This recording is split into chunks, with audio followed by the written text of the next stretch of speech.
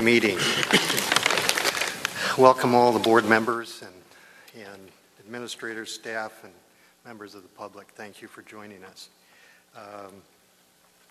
We'll start this meeting with a Pledge of Allegiance, so I'd ask people to stand.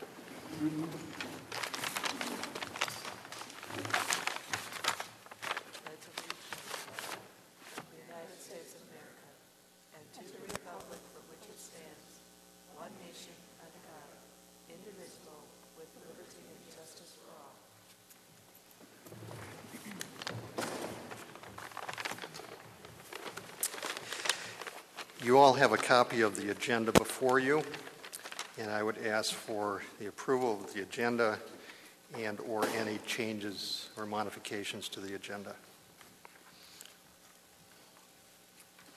Mr. President, I would move approval of the agenda as presented. We have a motion by Mr. Holland. Do we have a second? I'll second that. I just want to clarify that that's the reposted agenda, which includes the Communication Committee report. That was the addition. Okay. Thank you. With that change, Mr. Holland, are you? Okay. I'm fine with that. Do we have a second? Mr. Kaisershot? Yes, second that. Okay. We have a second. Any discussion? If not, all those in favor say aye. Aye. Those opposed, motion's approved. We'll move on to board committee reports. We'll start with Mr. Holland and the Finance Committee. The Finance Committee has had two meetings in September 19th and September 26th this evening, just prior to this meeting. Really two items that have been discussed and I think will be discussed in more detail later on in the agenda are the use of the $4.5 million designated funds from the fund balance, as well as the use of $1.4 million of the most recent 05-06 fiscal year operating surplus. So those two items have been discussed at length. We've been taking two committee meetings in the same month to talk about this and wrestle with it and think about it. And I think more will be presented further down the agenda in detail about this. Okay, thank you, Mr. Holland. Next item, the Policy Committee meeting. Tracy? The Policy Committee met on the 19th of this month, and the items that we will be looking at in our policy book coming up in the future will be the communications, instruction, and personnel policies. However, we won't be starting those until January, given the time that members are spending on other items right now in administration, that we felt that we needed to give administrators enough time to review those areas. And so we'll start up again on January 16th. There is a policy in our consent section that I just wanted to make a note that there were some pieces on it that did not get deleted that need to be. So on page 1, if you look under administrative guidelines, the part that was not X'd off that needs to be is starting at guidelines, which is your third line down under administrative guidelines. All of that should be X'd off up to made and when revisions are made, so those 3 lines. For some reason, didn't get the little X off on it. Sure. Under administrative guidelines, starting the 3rd line down with guidelines, running all the way through to the end of when revisions are made. So there's basically 3 lines. Correct. And that's it. Okay, thank you. Next item is the Communications Committee. Ms. Crimmins. Communications Committee met 2 hours before this meeting today, and first, the public information sessions are in progress. We're just following the schedule. The Autumn Taste Walk is coming up, and that will be on Saturday, and so we'll be looking to see board members participating in that. We got updates on the telephone system. It seems like it's working very well, and people seem to be very pleased with it. It's doing the things that we anticipated it would do. The website redesign is well on its way, and the sites for the buildings have been converted over to the new look. The district site is about 1/3 completed at this point, and Nancy Toll will continue to do that. And then the big positive with that now is that people at our district, all over our district, will be able to help maintain those sites and do their own postings to those sites so that it won't be concentrated in the district office, and that will be a good thing. It'll allow Nancy to spend more time managing the processes and training people to use the site. I think the look is terrific, and I can't wait for you guys to have a chance to get a good look at it. Then we also talked about communications policies and the fact that the policy committee will be visiting those in January and February in the coming year. Thank you. Any questions from board members regarding those committee reports? If not, we'll move on. We have a consent item, policy 7200, board policies, and that would include the revisions that are made and were discussed regarding this policy. So I'll entertain a motion for approval. I'd like to move that we approve board policy 7200 with the revisions described here. We have a motion by Ms. Crimmins. Do we have a second? Second. We have a second by Mr. Bell. Any further discussion? If not, all those in favor say aye. Aye. Those opposed? Motion is approved. Now we're going to move into the work session of our agenda, and before we do that, I need to have a motion from a member of the board or approval of the board to suspend the Robert Rules of Order while we engage in this work session discussion. So, Mr. Chair, I'll make a motion that we temporarily suspend Robert's Rules of Order specifically for the work session. we have a motion by Mr. Minnick. Do we have a second? Second. Second by Mr. Kaiserschott. Any discussion? If not, all those in favor say aye. Aye. Aye. Those opposed, motion is approved. Okay, that said, we'll move into the work session. And I would encourage board members during this portion of the meeting to feel free to engage in a discussion about the items listed in the work session. The intent of it is to have an open, free-flowing discussion, and hopefully we'll work through some of these important issues. That said, I'll turn it over to Superintendent Mary. Thank you, Mr. President.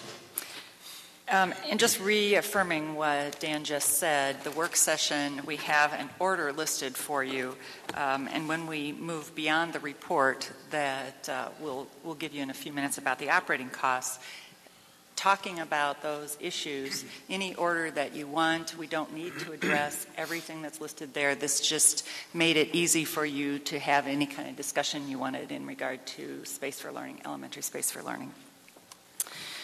So with that said, I'd like to turn our attention to estimated operating costs. And Nancy and Sandy, would you mind? I didn't count these.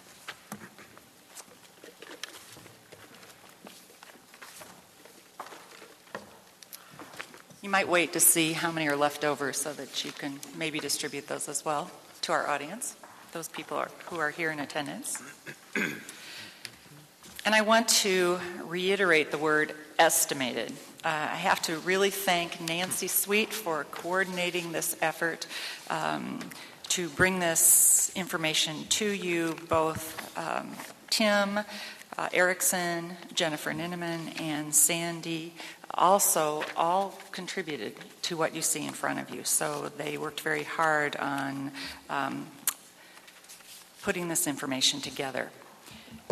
I also want to just point out this is new operating costs, and I'll talk about that for a minute, for the proposed EC5 elementary school. And when we refer to it as EC5, EC stands for early childhood, and we have talked about it as a K5 elementary school with 2 classrooms for early childhood space, but that school would eventually be called an EC5 or early childhood through 5th grade. So just know that we haven't changed anything. It was just a shorter way to identify it on this page. And we needed to make some assumptions when we put this information together.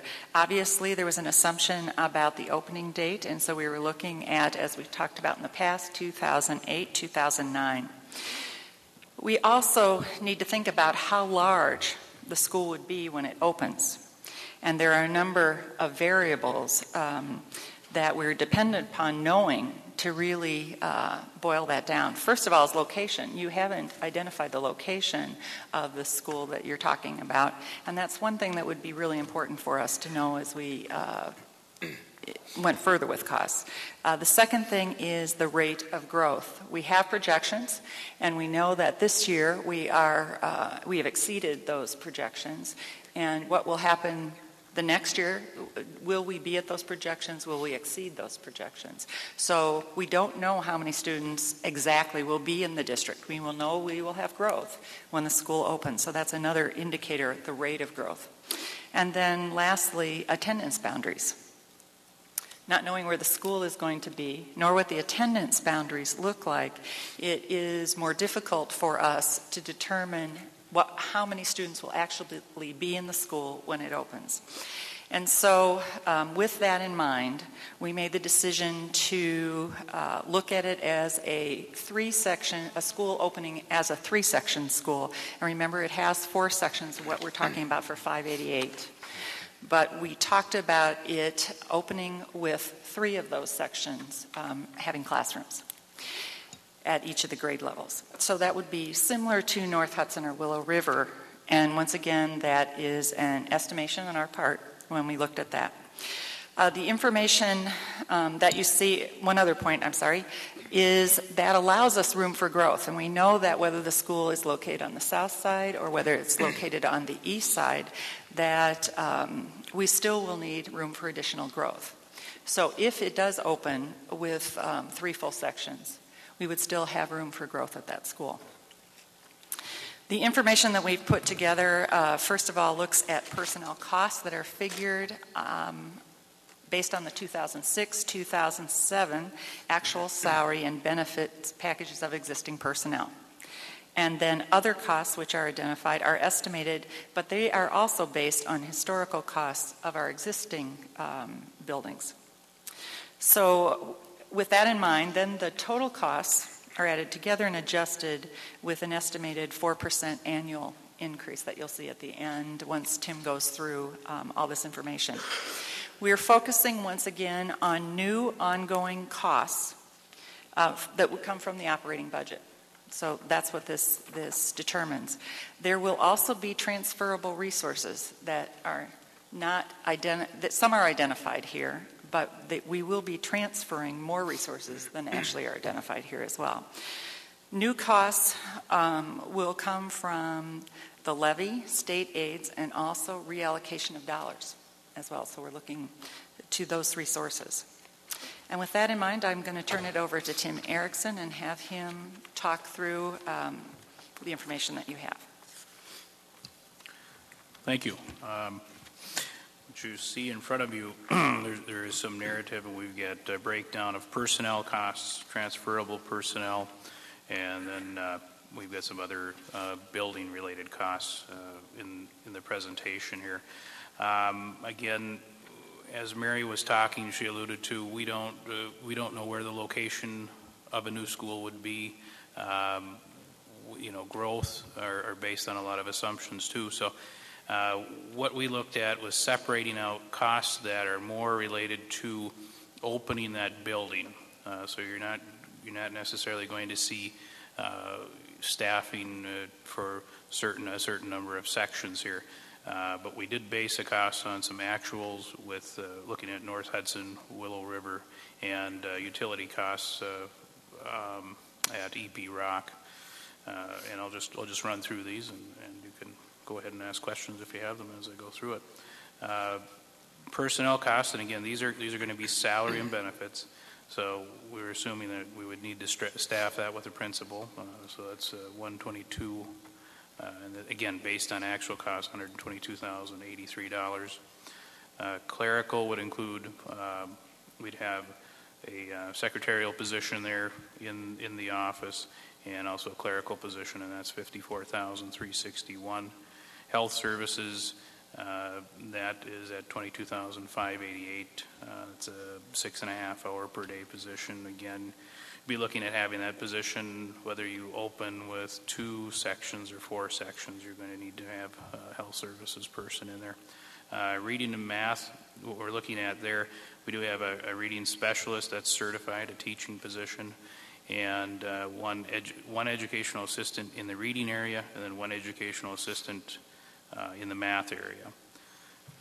In media, we've included in the $98,779. That's one clerical position in the media center, and then one media specialist certified teacher. Playground and bus supervision, $26,000, and so those are various positions. They work very, very, very part-time. And then custodial, we've looked at square footage and determined that most likely you'd staff somewhere around 3 custodial positions as you go. Now, as you grow up to 600 or 588 students, you would probably increase that up to a maximum of 4. So there's some give and take in the custodial. It could be possibly even 2 positions, but just to be on the safe side, we did say we'd staff it at 3. Transferable costs, and this is where we get into numbers that would be very soft, because it's going to be based on the attendance boundaries. It's going to be based on the growth in the number of students in each classroom. So counseling services right now, we're determined that those would be transferable from other buildings as the growth continues in that building. Early childhood, again, those are personnel and related services. Those are presently transferable from other sites. And the same with the instructional personnel, both regular and special education. Initially, they'd be transferred from other buildings, and we do just as we have done in the past. As the district has grown, you've added teaching staff, you've added the appropriate amount of support staff, so that would just continue as you grow with this new elementary. Let's see here. Again, we're looking at the 08-09 school year when a new elementary would open, and again, personnel would continue to be added to maintain those regular class size guidelines and compliance with special education laws. This will create more crowded conditions in the elementary. In the meantime, and additional instructional personnel needed at opening cannot be determined until we determine those other factors that we were talking about before with the boundaries, growth projections. On the second page, we've got utility costs at $110,000, but our closest estimate there is basing that on EP Rock. We would like to have done Hudson Prairie, but they share a plant with the middle school, so we don't really have a good breakdown on exactly how much it would be to run utilities at Hudson Prairie. So EP Rock is about the best estimate. Insurance, and that's property insurance, that's $10,500 based on our current rates through our local government insurance fund. And then we've got facilities and grounds, supplies and equipment. And what was done there is just looking at total costs, district-wide costs. Again, we don't break apart by site, so we look at total district cost, total square footage, and come up with a rate per square foot, and then just apply that to a new school. So that's $55,000. Transportation costs, again, those are costs that, without knowing location and attendance, boundaries, growth, but we did add some information in there so you can have an idea. The current contract with Safeway is $120.36 per day per route, plus $1.13 per mile. That's for regular transportation.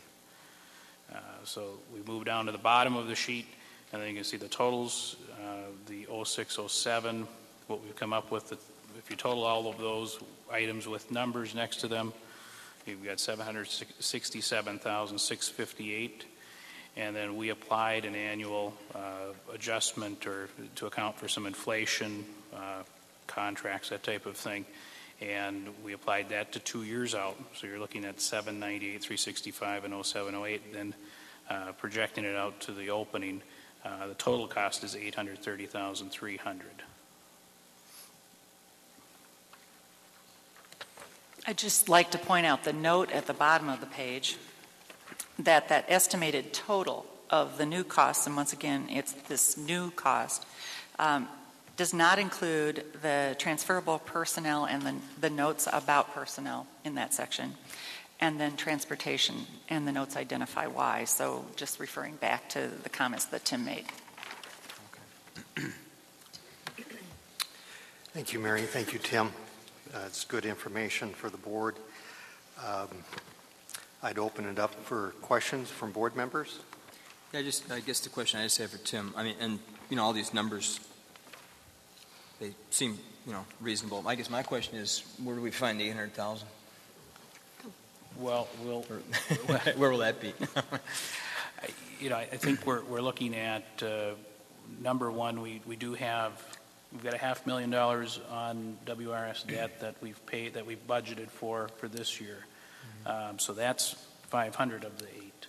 And then I'm hoping through some savings in our budgeting processes as we go, we'll be able to, I think we've got enough room. Okay. I think we've got enough room to do that. I find myself in a situation where, we've got everything up and going, and now we, have to have money to run the building, and so as long as that's accounted for. Right. All right.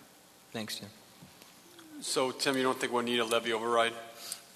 Our plan is to try to accommodate this. Like I say, that you've got that $500,000 in there, so that's a cost that's already budgeted for the WRS debt for this year. So, we'd be looking for another roughly $330,000 when we get out to 08, 09. And I think we can pick that up in some savings as we reallocate some resources from the other buildings. We will do that. Reallocate some resources from the other buildings to help offset the $330,000, and then through some budget savings. I think an important note as I look at this information is that, as much as we can, and it's feasible for the school district, is we're going to maintain those grade level sizes. Assuming that we have the space and we can get creative in maintaining the current class sizes. So, when we look at the transferability of the personnel, we're not necessarily looking at housing, as I see it, starting this new school with totally new personnel. Absolutely. So we're really focusing in on these personnel costs that Tim and Mary have outlined, which I guess in my mind seems like a more realistic way of looking at it. Another piece that I know when during the annual meeting, I was looking at some of the transportation costs, and we've been doing some transportation of students from one end of the district to the other because of our caps at the different elementary schools, and I noticed that amount has gone up significantly over the past year. And I although we don't have that information completely in front of us, I'd like to believe that, when, assuming we build a new elementary school, that we'll be able to restore some of those, districts so that students aren't traveling so far from one end to the other. And to me, that would translate into lower transportation costs. Would that seem like a reasonable? Yeah, I think initially, and then of course as you grow, the transportation costs will go up correspondingly. But yes, you won't be transporting students. Certainly, not everyone is far up north, and so yeah, we will have some savings there too. Okay. I guess I can see that there is a reasonable expectation that we won't be needing necessarily a levy override to operate this building. But I don't think it's realistic to think that we can find the operating budget for this new building entirely within our existing budget structure. And so I think we have to be realistic about the expectation that the last few years, a lot of years, we've levied more and more under the limit.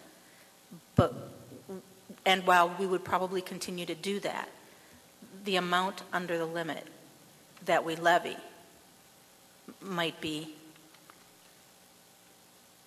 we might be closing that gap some, don't you think?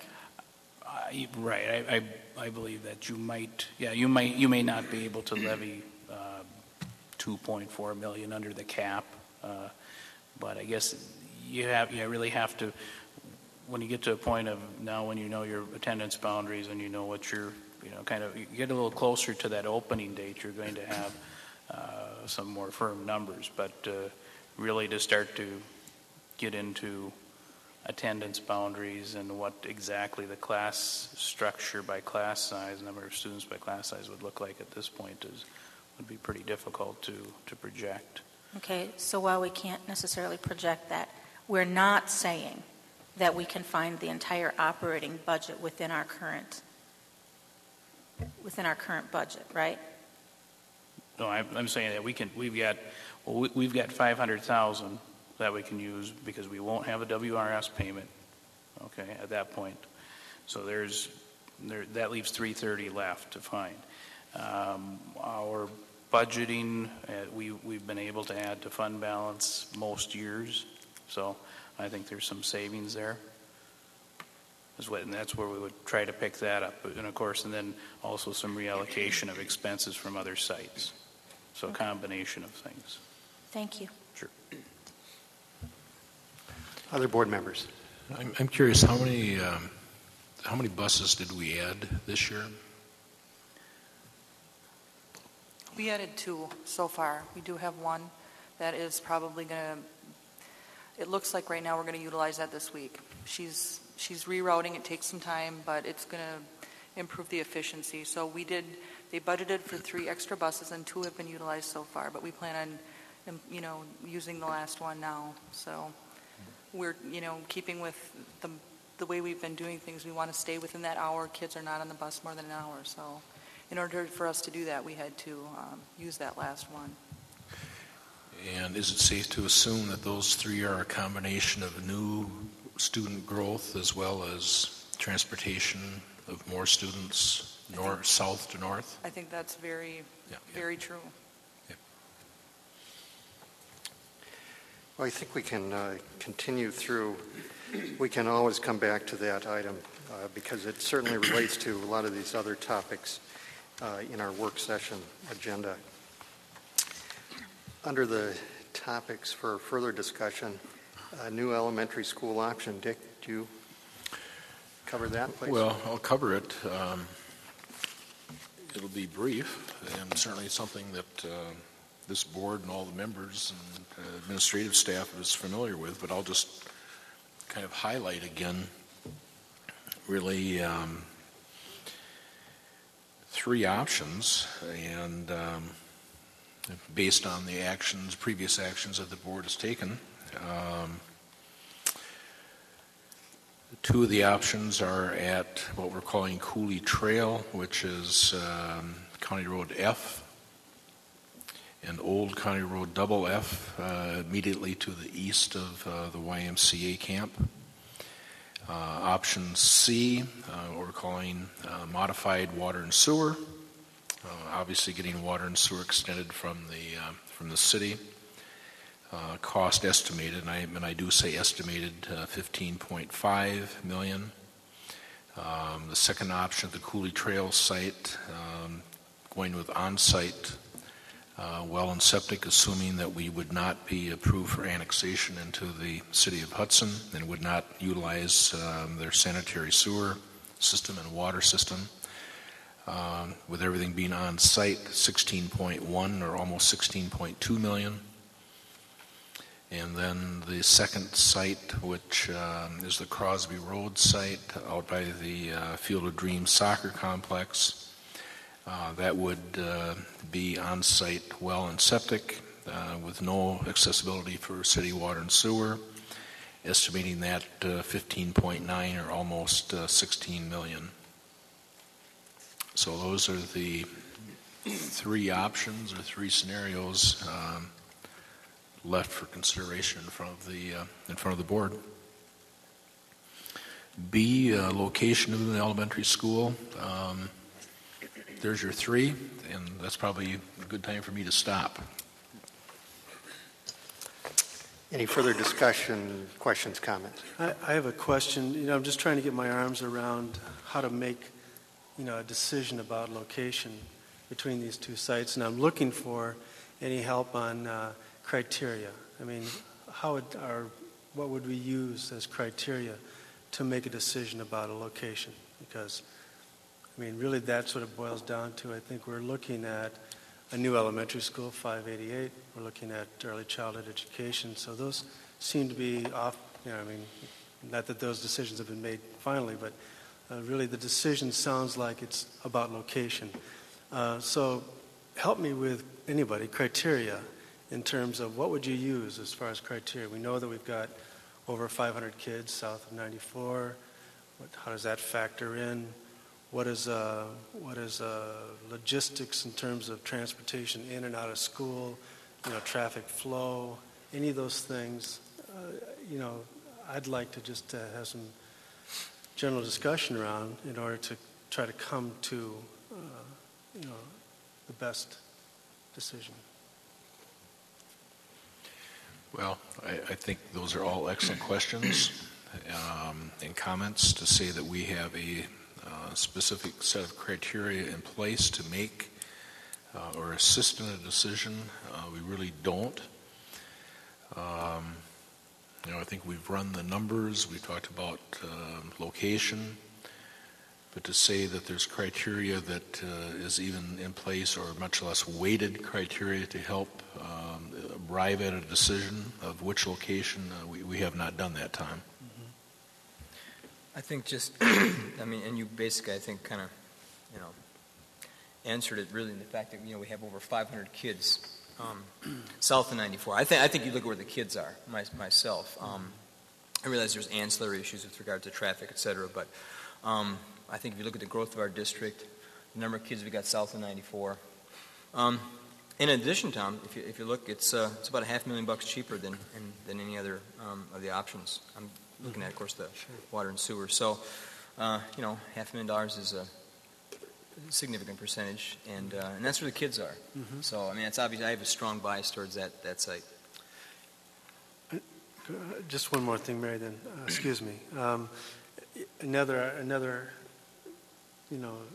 factor potential might be that we've got 80 acres of land adjacent to that 24 acres west of the soccer field. What's the future use of that 80 acres of land potential?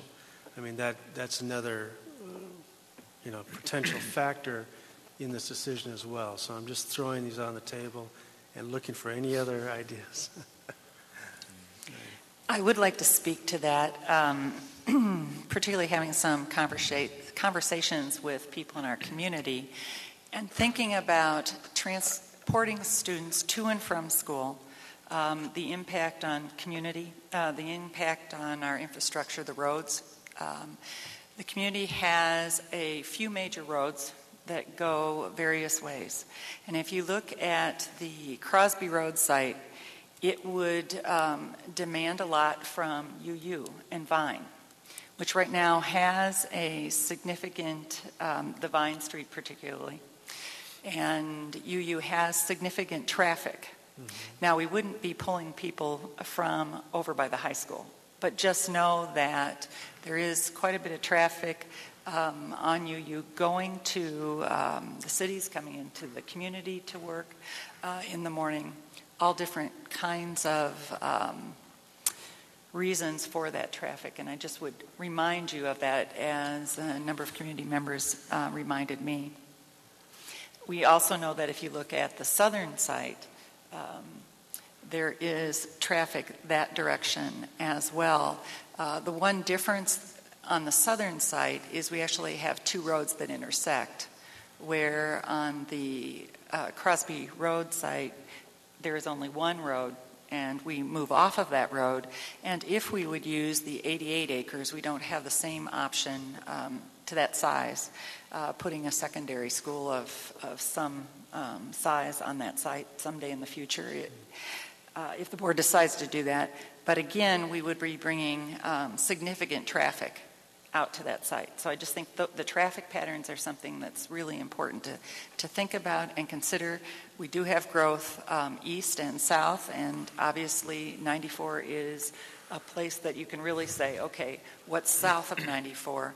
But even when we talk about the 503 students that are south of 94, I wouldn't necessarily suggest that all of those students go to that school. We would want to have multiple schools with growth areas, knowing that south of 94 has a significant growth potential. I have a question and a comment, Dan. Does putting a school in the Crosby site diminish the value or flexibility of using that site in the future for a high school? I mean, if the community was to choose to put a high school there, given that we have another issue that we're going to need to talk about eventually here, does it reduce our flexibility by putting an elementary school in that? Because it's kind of an L-shaped piece of land. Do we have less flexibility with that site if we put a elementary school, on that 25 acres? I'll field that. Yeah, I think absolutely. I think it absolutely would. Yeah. Okay. And the second thing, Tom, I mean, I think one of the biggest inputs is the community. And I know it's not a scientific survey, but from the community people I've been speaking with, and just in some of the sessions we've had, this is just qualitative data. Is most people have been supporting having a school.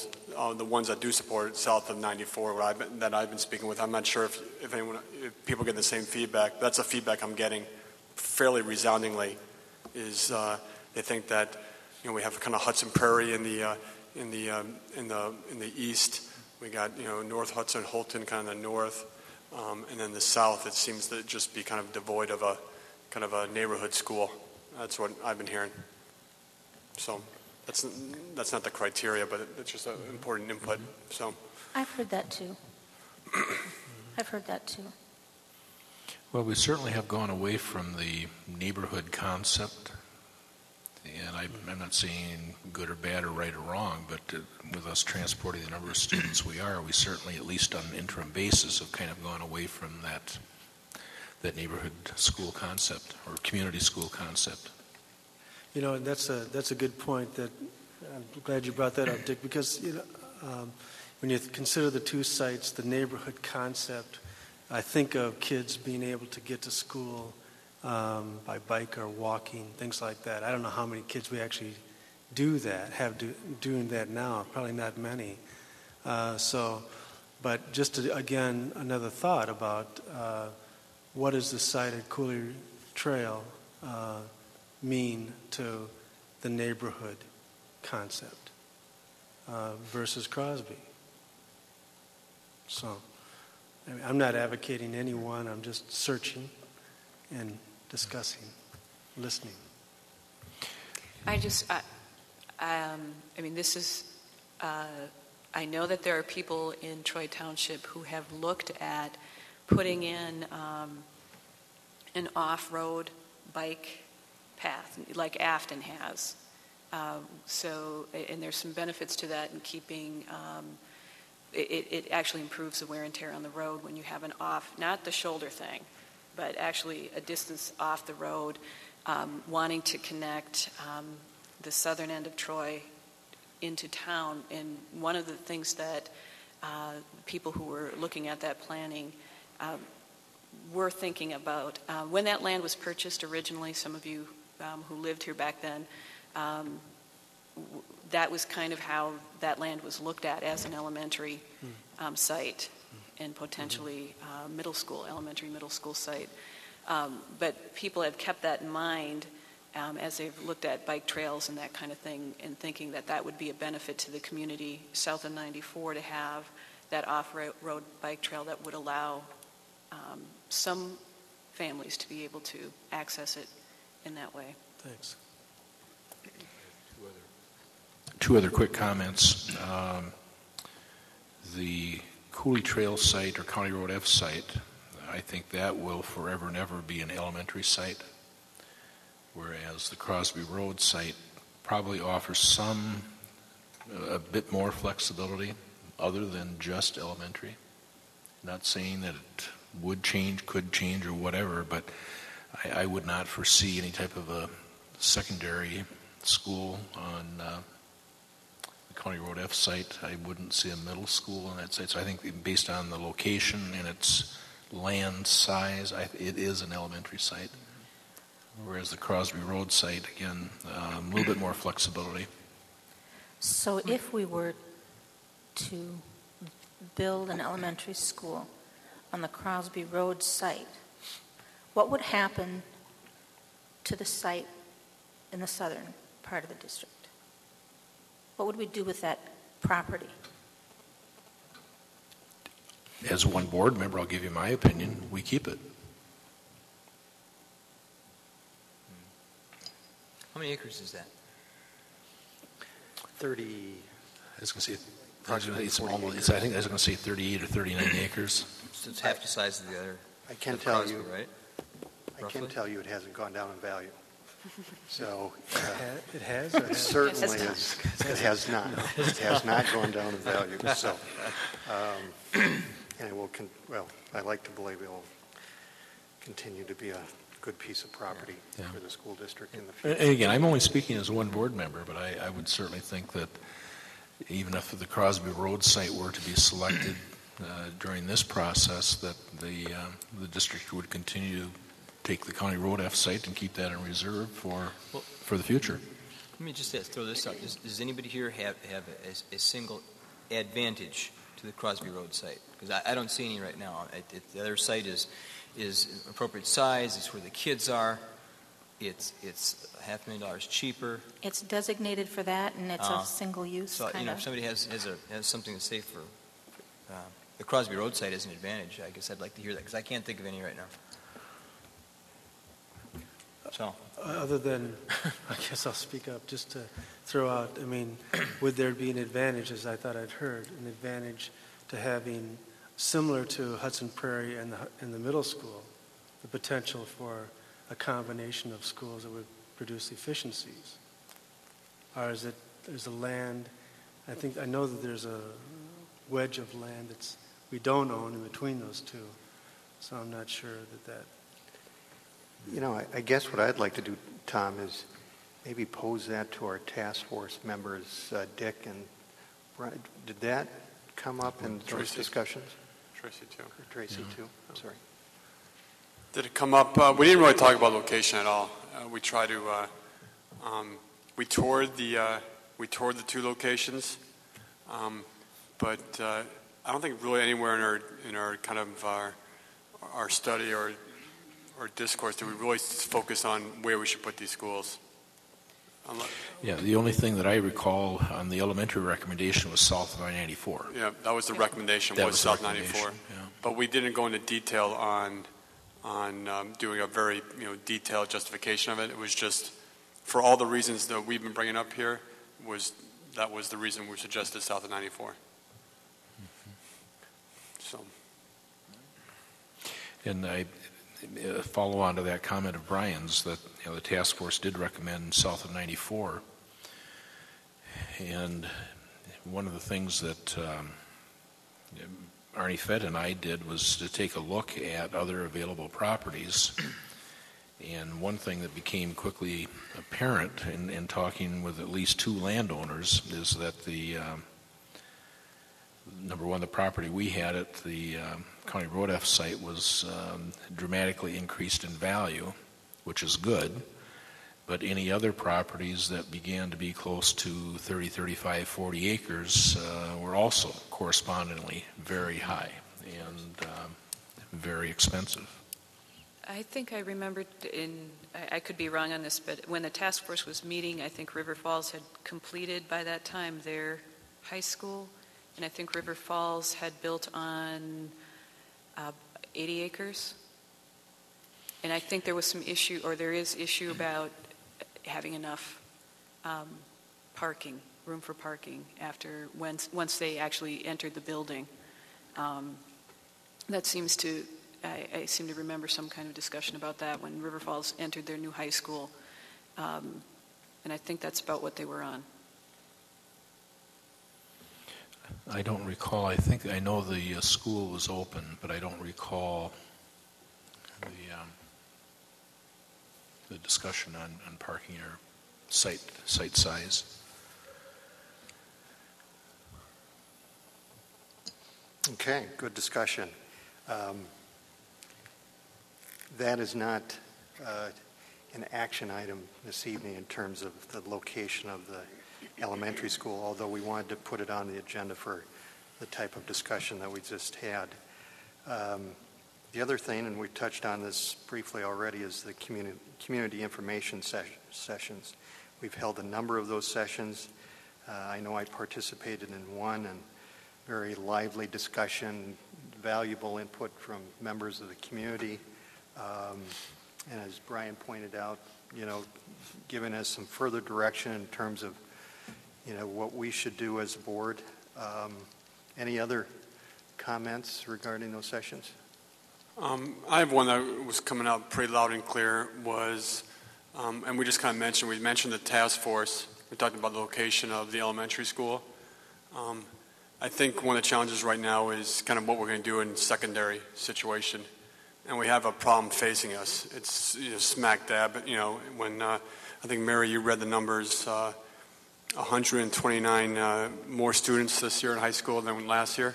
I think that was the number you gave us. It wasn't official, but I jotted it down here from our meeting on September 11th. So I just think while we focus on the long-term plan for the elementary schools, I think, and I know it's a lot of work right now, it's just unfortunate in a growing district and we have a lot of work to do. I really think we need to focus on at least a short-term plan in the high school and come up with some recommendations almost in parallel to this effort. I just think the community knows there's an issue at the high school, and I think they want to see us as a board to at least put together and discuss. I know we have been discussing in the facilities committee. I can't overstate the fact that I think we need to be coming up with a short-term plan at the same time. I've been talking a lot to the public that we're trying to break this problem down into areas that really allow us to deeply discuss why we're doing it, and really get our hands around these important decisions. Instead of putting it all in one bucket, break it into smaller decisions that we can interface with the community and really kind of understand why we're building an elementary school, where we're going to put it. And then eventually we're going to need to do the same thing with the secondary problem is what's a short-term plan, and let's talk about the long-term plan. We can't do both at the same time, but I do think we can at least do the short-term plan for the high school in parallel to our efforts here in elementary school. And that came out loud and clear in multiple forums that we've had, both informal and formal. I agree. I think that's really important, and it's not ideally we would be able to do one thing and then the other, but I don't see that the secondary population is going to cooperate with that kind of a game plan, and we didn't anticipate this kind of growth in the secondary population as quickly as it came. And I know that the official numbers aren't out yet. They were counted on last week on Friday. I'm not sure they're all put together yet and ready to go. But I was talking with Mr. Lucas before this meeting, and those final figures will be over 1,700 students this year. I think he said that he was thinking 1,719 for this fall's count, somewhere right in that area. And that's, we didn't expect to break 1,600 for at least another year. And so we're accelerating the growth in that area much faster than was predicted. And I think that I'm with Brian. I think that we have to talk about space for secondary students, at least short-term solutions to that. I'd agree with Brian's assessment as well, and I've heard the same thing in the community. And along those lines, to come up with a short-term solution that, and at the same time begin the work of a long-term plan. I think, as you said, I think it needs to be on a parallel track. But we need to do it in a thoughtful and a manner in which we're going to come up with the best solution as well for this community.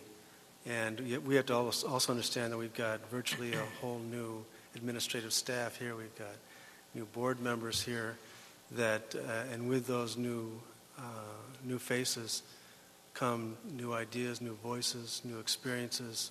So I think we need to take that into consideration as well.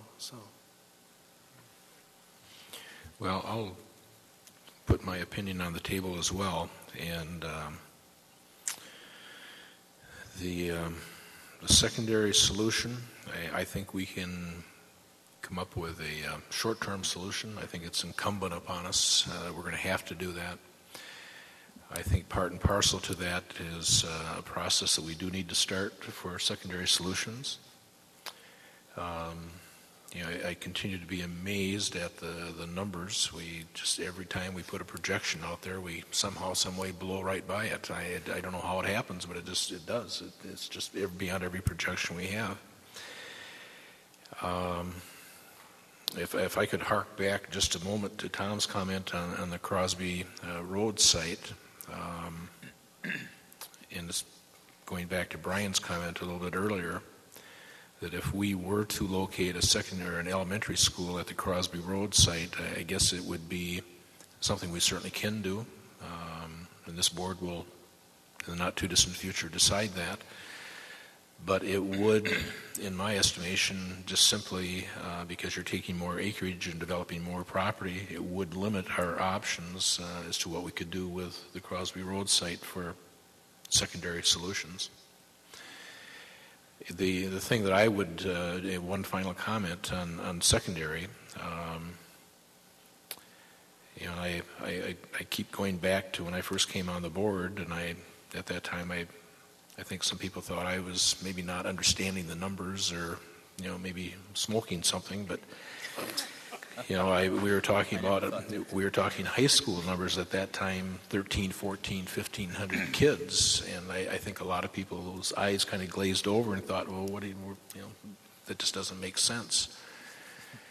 And I said that at that time we were smaller than Superior, smaller than Chippewa, smaller than both Eau Claire schools, just a little bit larger than Menominee and River Falls. Well, here we are today, well past Superior, well past Chippewa, well past Eau Claire North, and probably in the next couple of years going to be bigger than Eau Claire Memorial, which is about 1,800 students right now and either plateauing or even going downward. So, we are staring ourselves in the face of having probably the largest high school in northwestern Wisconsin until you maybe get to Stevens Point or down to Madison.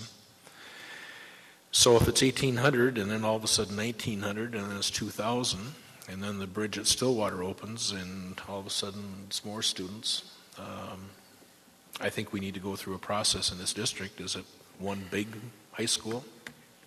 22, 23, 2,400 kids. And again, I know people say, okay, now what is he talking about? But I think that's in the future. And unless somebody can tell us we're not going to grow. And is it one big high school, or do we begin to plan for two relatively medium-sized high schools? 1,100, 1,200, 1,300. I don't know. But I think that's part of the strategic planning process that I wish we were underway with that already, because I think that is going to be just huge in our decision for the community. But just like what we've done, Tom, on engaging the community and going out and developing options for an elementary solution, we're absolutely going to have to do the same thing for secondary solution. You know, I wanted to say something because I think you're right. We're going to have that discussion before we talk about how we're going to do long-term space solutions. But there was something that you said in there about doing the middle school prairie model and building the two close together and sharing some of the shareable costs. And that I just have to say this at least once out loud so that I don't wish I hadn't said it sometime. And that is, it makes a lot of sense to me to pair an elementary school through 5th grade with a middle school that begins at 6th grade. But it does not feel good to me to talk about pairing an elementary school through 5th grade with an 8th and 9th grade building or a 10th, 11th, and 12th grade building. It's not the same kind of pairing of populations. And so I think that's another criteria or potential for criteria when we think about choosing a site. And so I wanted to say that, and I also wanted to say that if we are talking about high school populations in excess of 1,800 kids or 2,000 kids, then we're also going to need that extra 25 acres at that secondary site, because we're going to be talking about a lot more than what we can see in our halls today.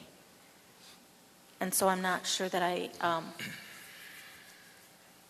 not sure that I can realistically feel good about continuing to consider an elementary school site on that 25 acres. The Crosby Road site? You know, everybody here, and I'm in complete agreement with what everyone said with regard to the, not ignoring the secondary problem. And, I think we're all operating on the assumption, if you will, that right now it's just not workable, doable, to have a comprehensive plan.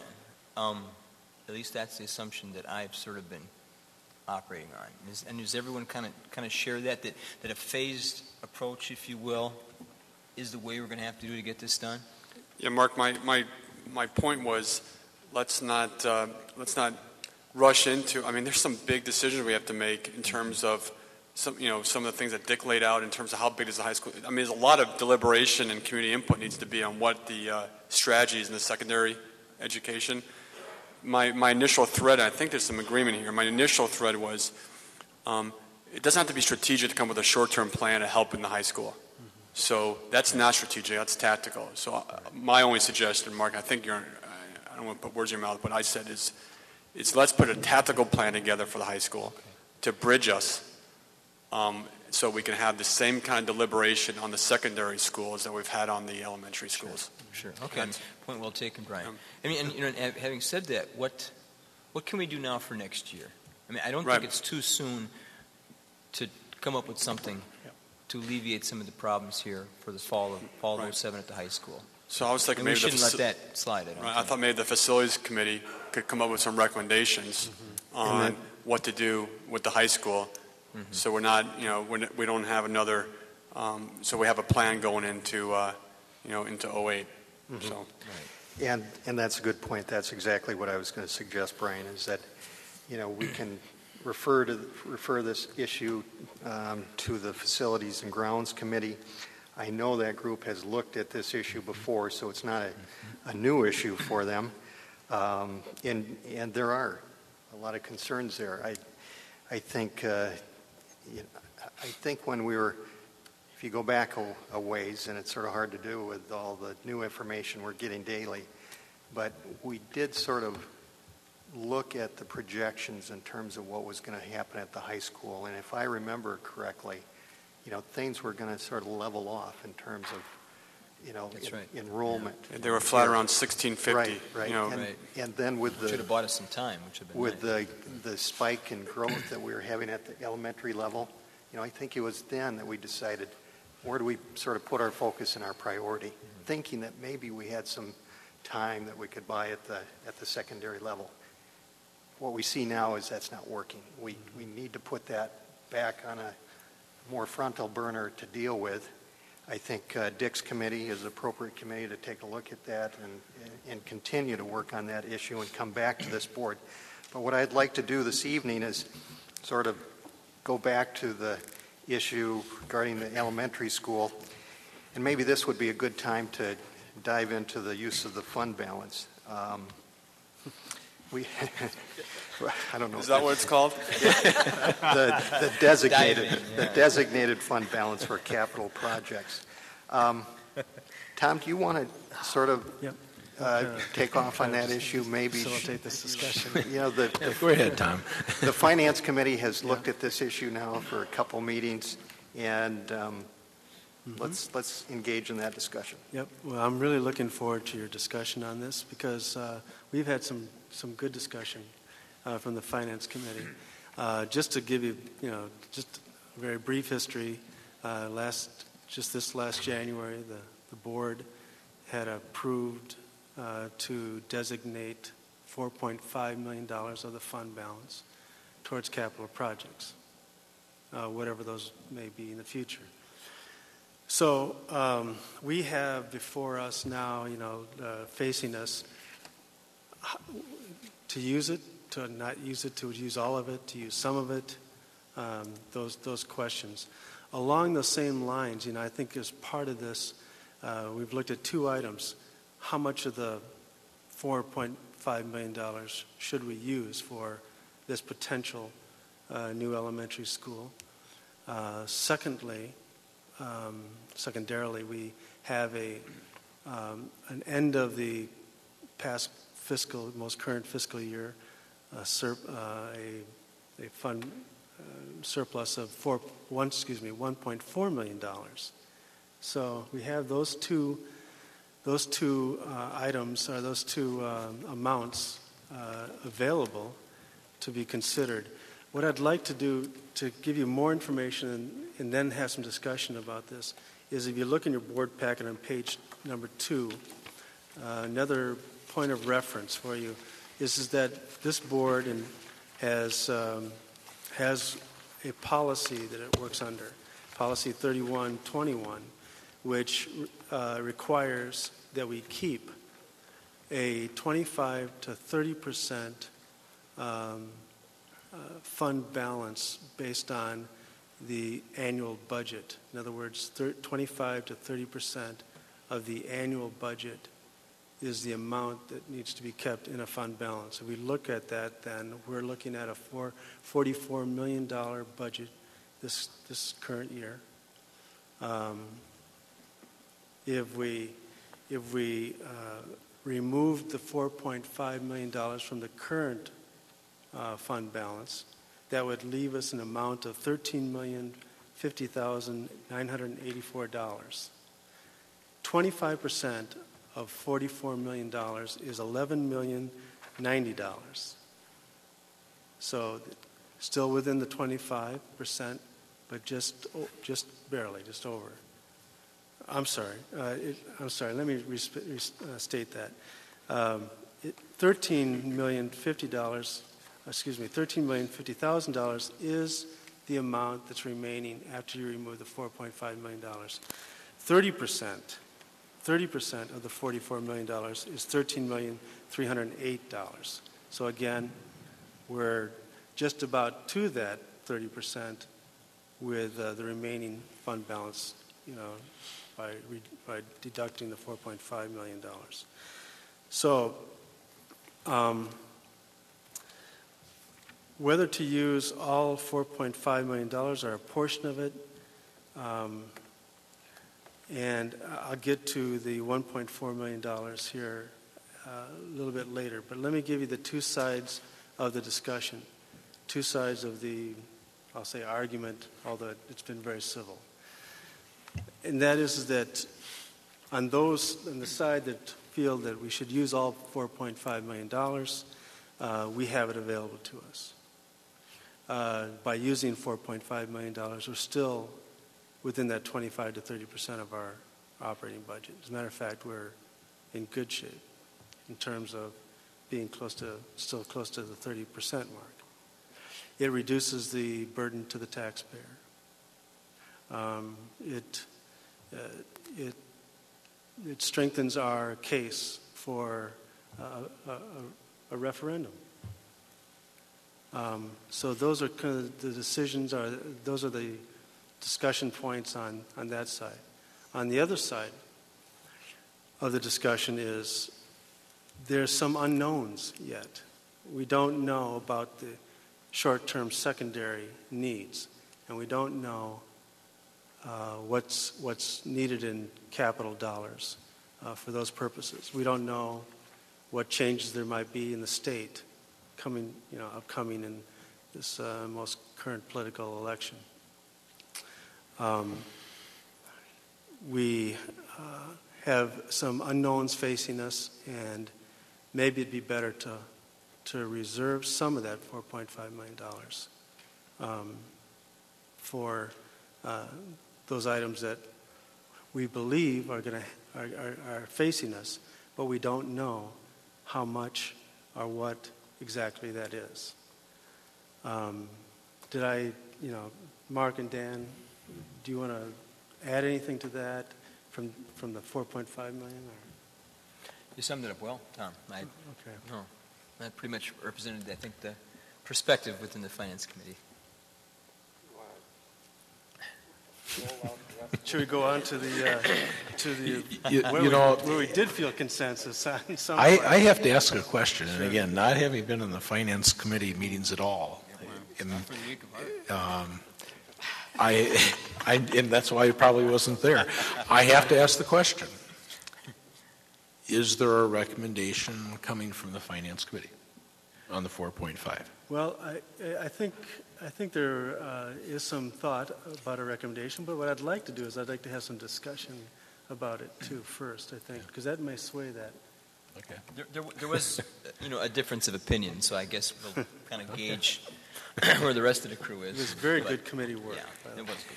Thank you. Truly, though, in all seriousness, my hat's off to the Finance Committee because it takes a tremendous amount of work to understand the budget and understand the levy limitations, state aid funding, the $4.5 million and the implications. So truly, to the three of you, I know you've put a lot of work in, and it isn't done easily. So. Then let me just move on to the next item, and then maybe we can talk about everything, because they are interrelated. The next item is regarding the $1.4 million that was the surplus at the end of this most current fiscal year. Page number 3, if you want to turn to that as a visual, what it's showing is our current general fund budget for 06-07 at $44 million. Below that shows $13 million as being unreserved at this point in that fund balance by deducting the $4.5 million from the gross fund balance. And then again at 25 to 30%, you can see there that 25% of $44 million is $11,090,000, and 30% is $13,308,000. So we are obviously within our range there and have room to still stay within policy. If you take that unreserved fund balance at $13,050,000, and we used all $1.4 million of it for whatever purposes, and we're going to suggest some direction here in a second, it would bring it down to $11,650,000, which again would be within the 25% to 30%. Okay. So, what to do with the $1.4 million? You can see there's been some discussion about the difference between the cost of a well and septic and sewer and water at the Cooley Trail site. That cost is estimated to be $632,000. So, if you used a portion of that $1.4 million for that purpose, that would bring that down. The other item that I think we do have consensus on is the use, the paying off of the WRS retirement debt. We believe that this is a sound decision to do, and would bring it before this board for action, I think, tonight, because it saves in excess of 17,000. What was that number? 716. I'm sorry. $716,000 over a period of 8 years, savings on interest and state aid. There's a 2-year window, which we, I believe, are entering our second year, in order to have this opportunity to use this fund to pay off this debt and not jeopardize state aid. Further explanation on that will be required by Tim. Act 25. It is Act 20. Yeah. And I don't propose to know all the details of that, but that's why we have Tim. So that would leave a remaining balance if we use portions of that $1.4 million for those two items at $268,000. But we did feel that it made good sense to pay off the WRS for the reasons I mentioned. So there you have it. I think we're gonna hold any recommendation until a discussion. Or am I taking the role of the chair here? Yeah. No, that's great. I would just in fairness to my fellow board members, just kind of, I guess, maybe share my rationale. To show my hand, I was one of those that favors spending nearly all of it. And my, I guess, rationale for that is, first of all, even using all of our designated monies for the capital project still leaves us comfortably within our stated policy for the fund balance. And I think you all probably know that a fund balance of 25 to 30% is very conservative and attained by very few districts in this state. So I am really quite comfortable allocating most of those funds, if not all. And my second rationale is I really think it will be critical for the success of this referendum to put our money where our mouth is. So I just thought I should share my thoughts on that. You know what? I agree with that. I agree with that. I lean toward putting the whole 4.5 toward the offsetting the cost of the new building. I think that we designated that money for capital projects, and this is certainly the biggest capital project that we have going, and I think that nothing that will happen to us in the next 5 years is going to be anywhere near this, and I think it's a great opportunity for us to use that in an appropriate investment in a way that returns it to the district's investors in a way that benefits them in a way that they can see. I like that.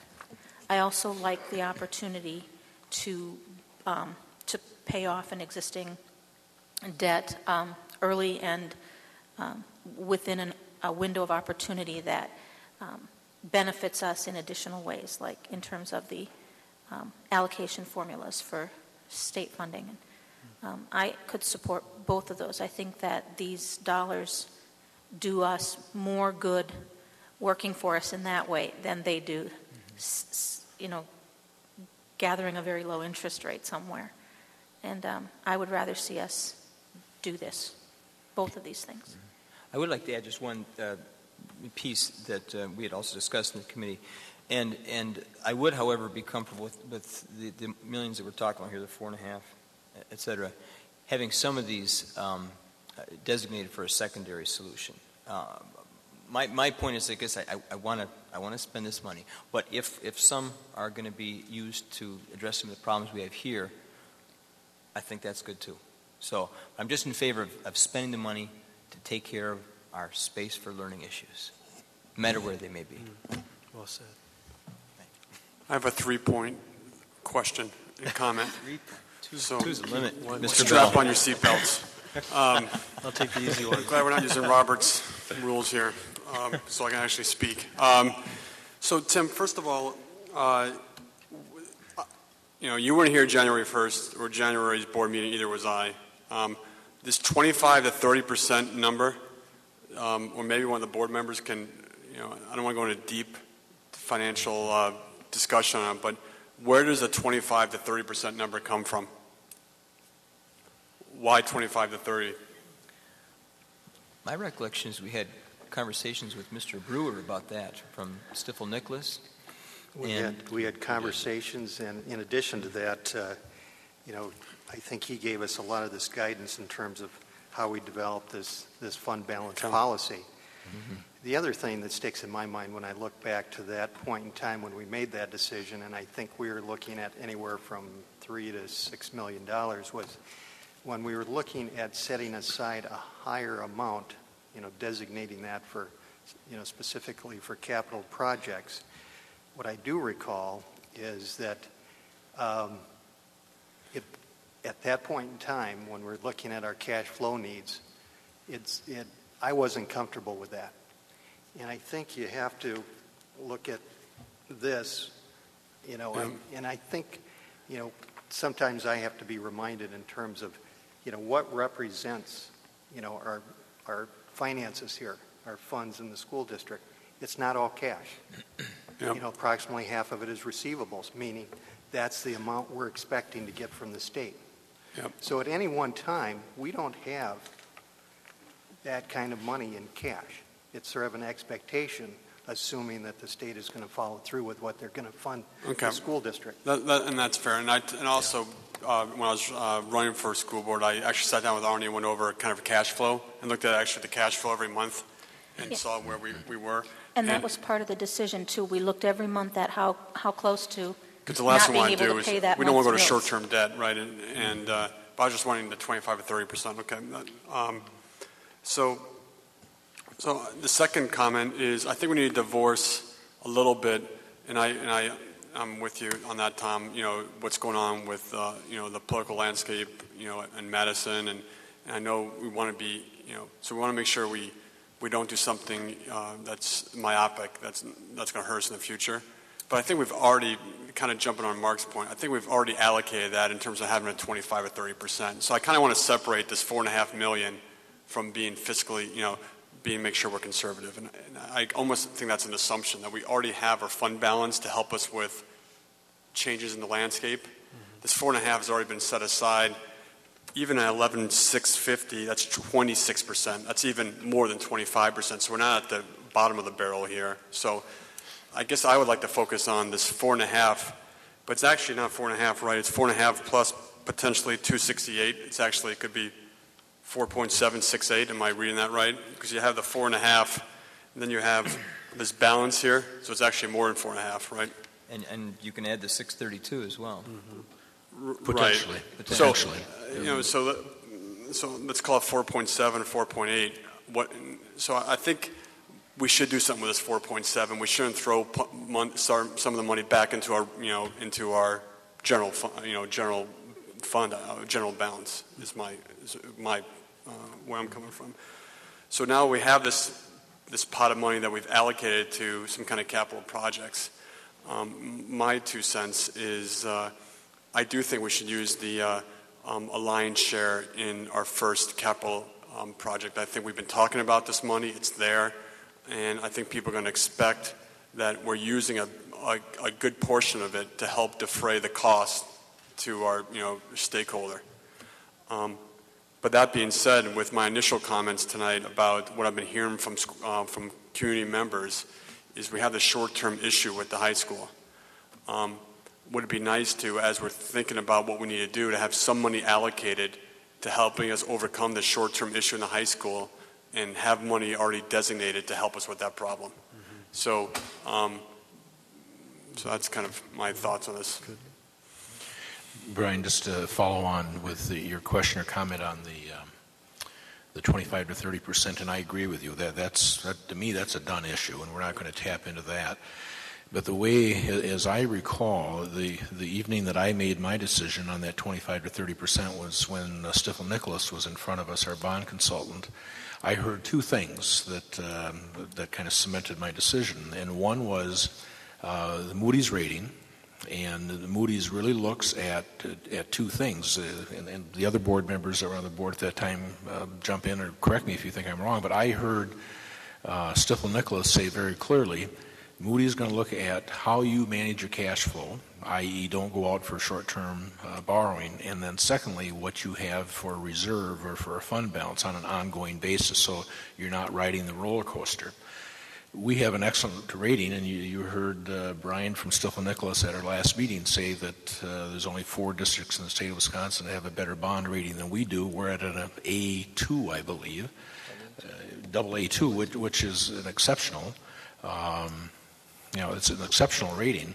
But those were the things in my mind that said we can work with a 25 to 30% fund balance. So that to me, that's the bed. It's over. It's done, and we're just very, very fortunate in this district to be in that kind of a cash situation. The second thing, and we're kind of going around the table, I sense, on the 4.5 or 4.7 million. I do think that we have sent a clear message to the community that we're going to use those dollars, and I think we are committed to that. The question I see in front of us tonight is how we're going to divide that up. I do have concerns, and again, I wish maybe you and I had talked a little more, Brian, and we haven't, unfortunately, but you and I are kind of right on the same page. I'm concerned about our secondary short-term solutions or short-term options. I am concerned that if we spend the entire 4.5 or 4.7 on an elementary solution, and hopefully we're successful in our referendum, I'm of the mind that we're beginning to narrow our focus, our options that we might have on a short-term solution. And I don't want to say the bank is empty, because it's not. But on the other hand, I just I struggle. I have to tell you, I struggle for us to spend $4.5 or $4.7 million, all that we have designated for the capital projects on the elementary school. I don't know what the number is. Is it $3 million? I don't know. And then we keep 1.5 or 1.7 still designated for capital projects, which begin to let us address some short-term options for secondary. And I know the board we've not had a lot of discussion on this, so this is kind of the first time we've really jumped into this evening, and I think that's great. I was just thinking, it'd be awfully nice to have some, I guess, just even ballpark figures on what we might need for a secondary solution, so we can, set some of that money for that. But right now, it'd just be a guess. I mean, the only thing that we do know is we did contract with an architect, a local architect, to develop some costs for us on lease space, development space, where we might own the building or lease and rent the building, or lease to option, or lease to purchase option. So we have some of those costs, but to say much beyond that, we don't. We haven't taken a look at portables. We haven't taken a look at leasing existing commercial space in the community. And I don't know if it'd be a 3-year or a 5-year, but these are the kind of things we're going to have to address and go through.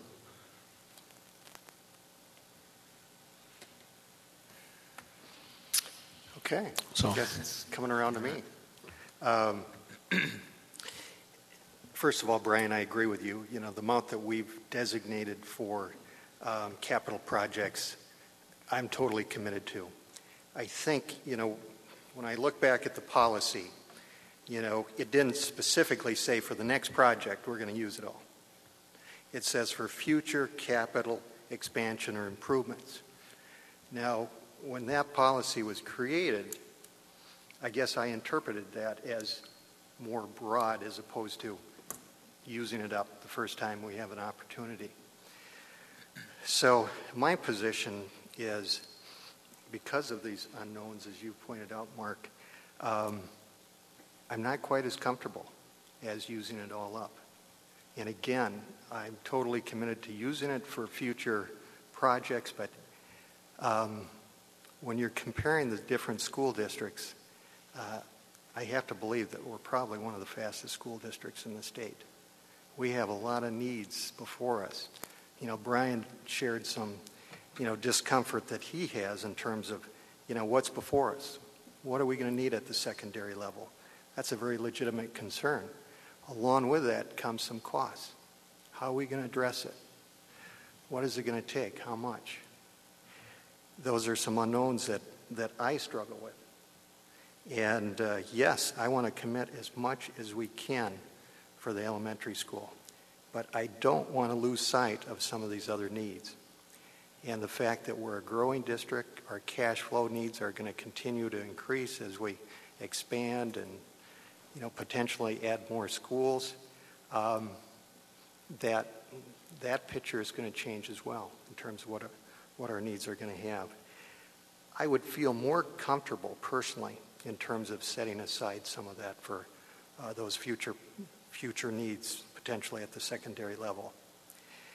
One thing that I brought up at the Finance Committee meeting this afternoon was what I thought may be sort of a win-win solution to this, and that would be, let's designate $3 million or whatever the amount would be, and then set that amount aside, whatever the remainder is, and we would have that until we've sorted through the secondary solution piece. And if we find that we're in good shape without needing to use that amount that we've decided to set aside, maybe we apply it towards some of the debt. I think the board has that ability to make that decision, like we're looking at in terms of applying towards the retirement debt, using some of the fund balance for that. But for me, that sort of answers that secondary question. In terms of what are we going to need. We'll have that available to us with the ability to potentially use that. If we don't,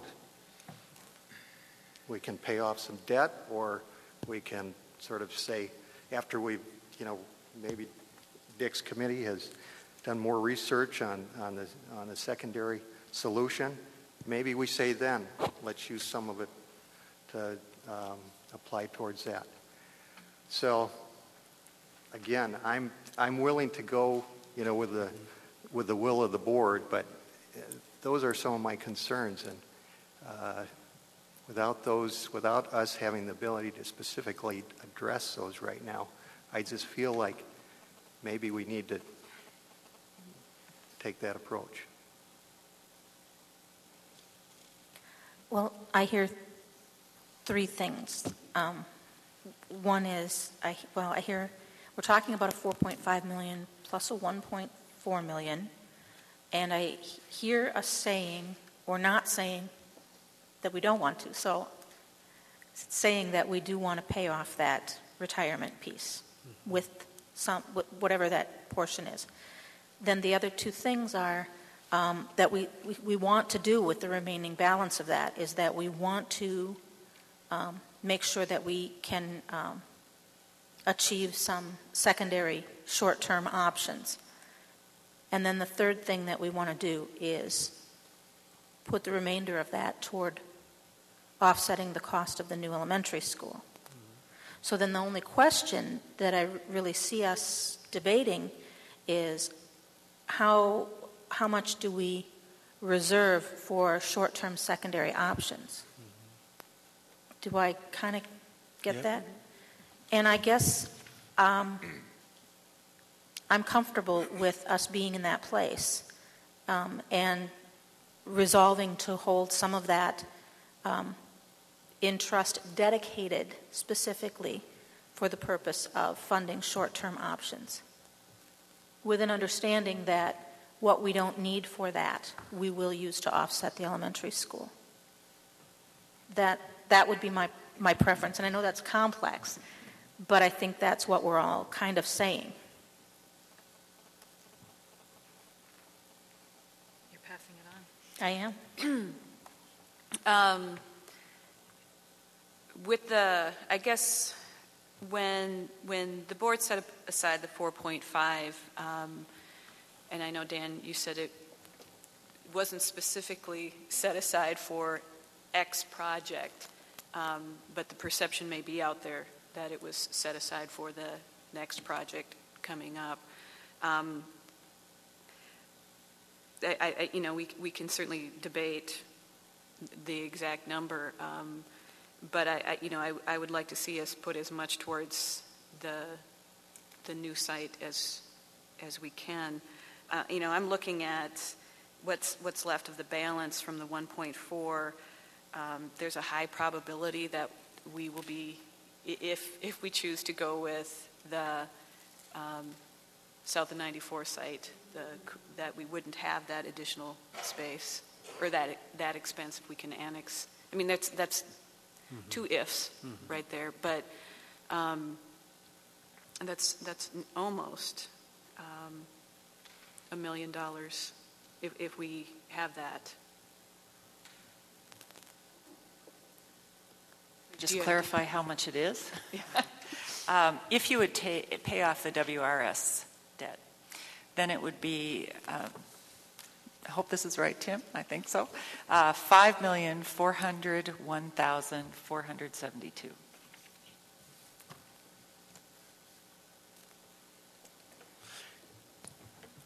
Not taking your time, but one thing I do want to point out to the board is that the budget that was in front of you, we've typically budgeted, maybe $1 million under the levy limitation or under the cap. The budget that came in front of the electorate at the business meeting is $2.4 million. So the decisions we're making here are critical because if we do approve a budget $2.4 million under the levy limitation, these surpluses that we've had that we've been able to put into the fund balance above and beyond that 25 to 30% will probably be close to being gone. Could be good, could be bad, but I think the board needs to be aware. And I do want to say we are one of the few districts in the state of Wisconsin that does not levy to our limit. Not that we should, but we're going downward, and we could debate all day long, but there are implications every time you $500,000 here, $500,000 there. So typically as a district, we've been about $1 million below our levy limitation. Current budget that it still is not finalized, but we are proposing 2.4. That's a $1.4 million decrease. So this board is going to have some critical decisions in front of us, and this board is up to it. I think this is a wonderful board, and we're well positioned to make these decisions, quite frankly. I just wanted to point that out. And Dick, your point is well taken. I guess I would just, add that. I guess I don't think adding to our fund balance should actually, should be a goal when we are, when we're, as long as we maintain our, balance floating between 25 and 30%.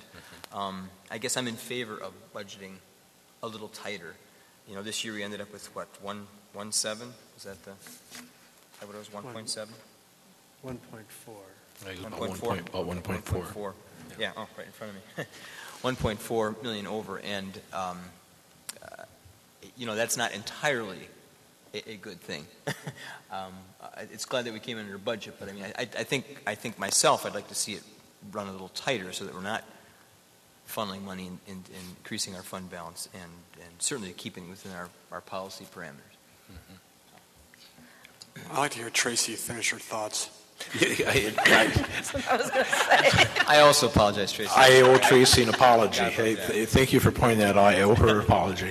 The only thing, I mean, I too agree with pretty much everybody's sentiment here that we need to be giving some consideration to what we're going to need to set aside for our secondary short term. But, when I look at it, I look at the 4.5 and the 1.4, it's, okay, 4.5, if we apply that to the school, to the elementary, and then the remainder helps us out in those other areas that we've already specified. I mean, everybody has said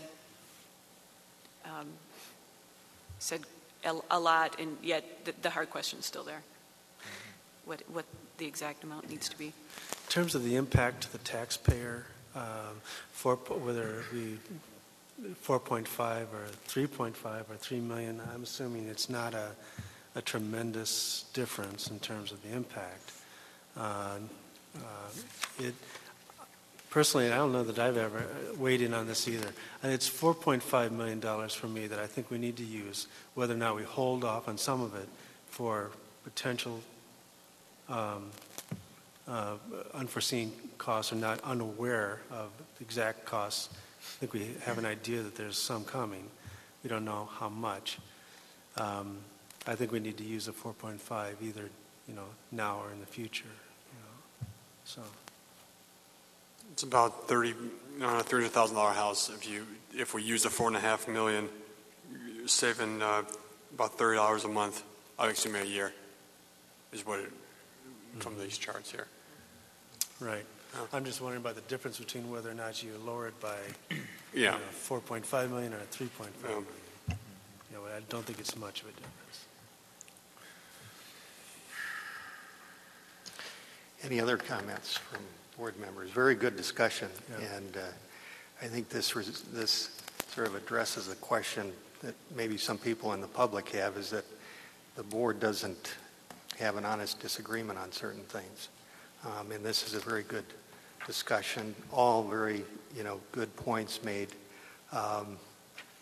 So I guess at this point in time, do you want to present what came out of the Finance Committee, or should we try to have some more discussion in terms of developing consensus? Well, from my viewpoint, if the discussion is over, then it's over, and we don't have any more to talk about or to hear, and we could get to a decision if it's time. I don't know if it's time, or we have to go out of this and into formal business or whatever.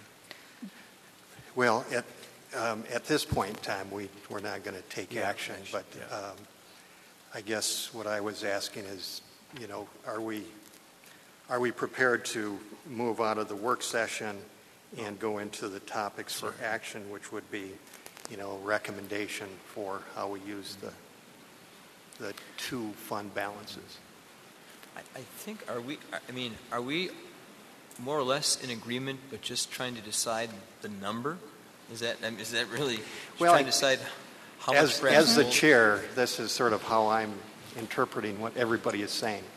One is we're committed to using all of the fund balance, both the 1.4 and the 4.5. Mm-hmm. I guess the question comes is how much of that, and again, it's all going to be used towards capital projects. How much of that do we use now for this specific project? How much do we set aside for the next project or other future needs? So that's the big question. I think as it relates to the 1.4, I feel like there's more consensus on in terms of, yes, we should take care of the Wisconsin retirement debt piece. Yes, we should use that $632,000 for the potential use of utility or water and sewer. And then we had that remaining $268,000 that I think, yes, we want to also use that for the facilities needs. I guess the question then is, do we use it for the elementary school, or do we push that into the, subsequent project? And to answer that question, I think it's a matter of how much we determine we need to hold back for now. So, if we feel like we've had a good discussion, we can move on to work session.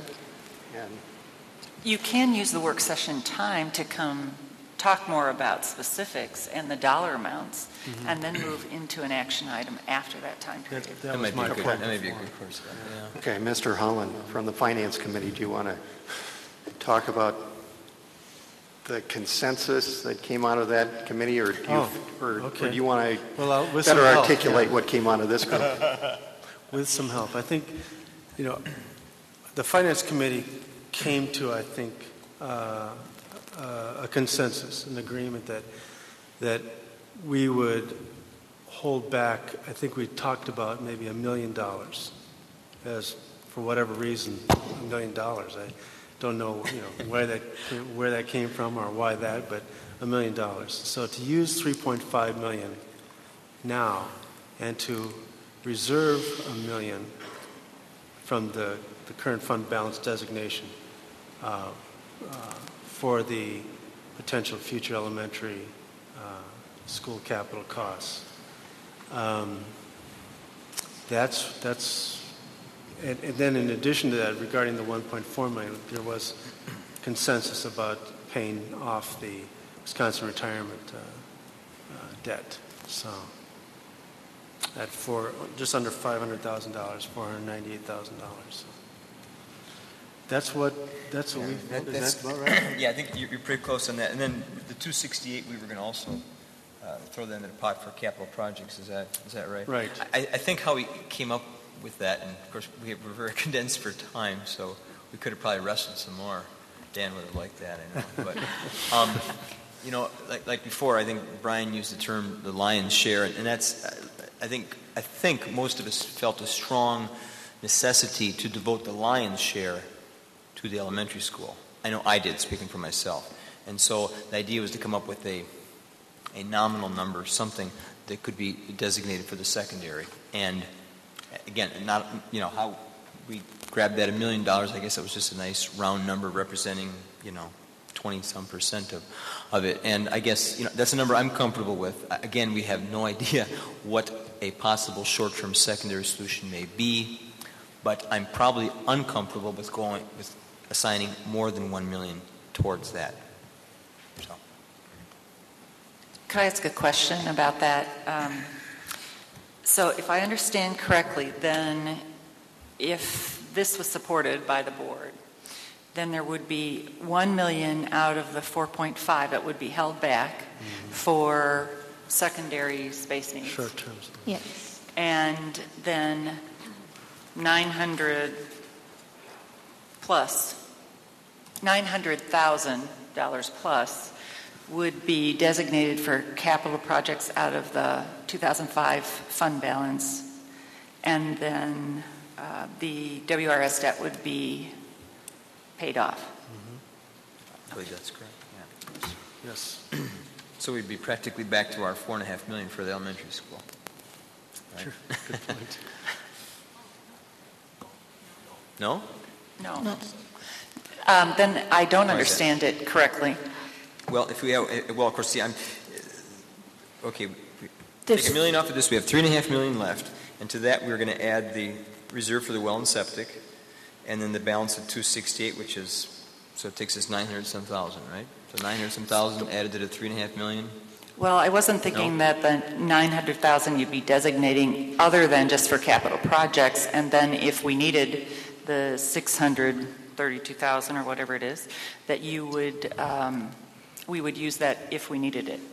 Okay, start over. Wait a second. We have 1.4 plus 4.5. So we're really talking about a total of 5.9, right?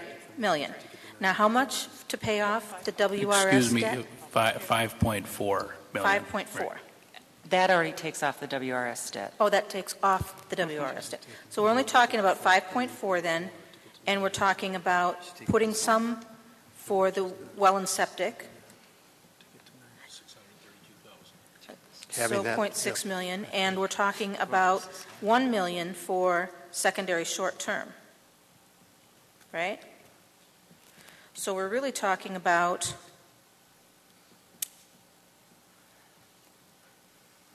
about 3.8 million for elementary space.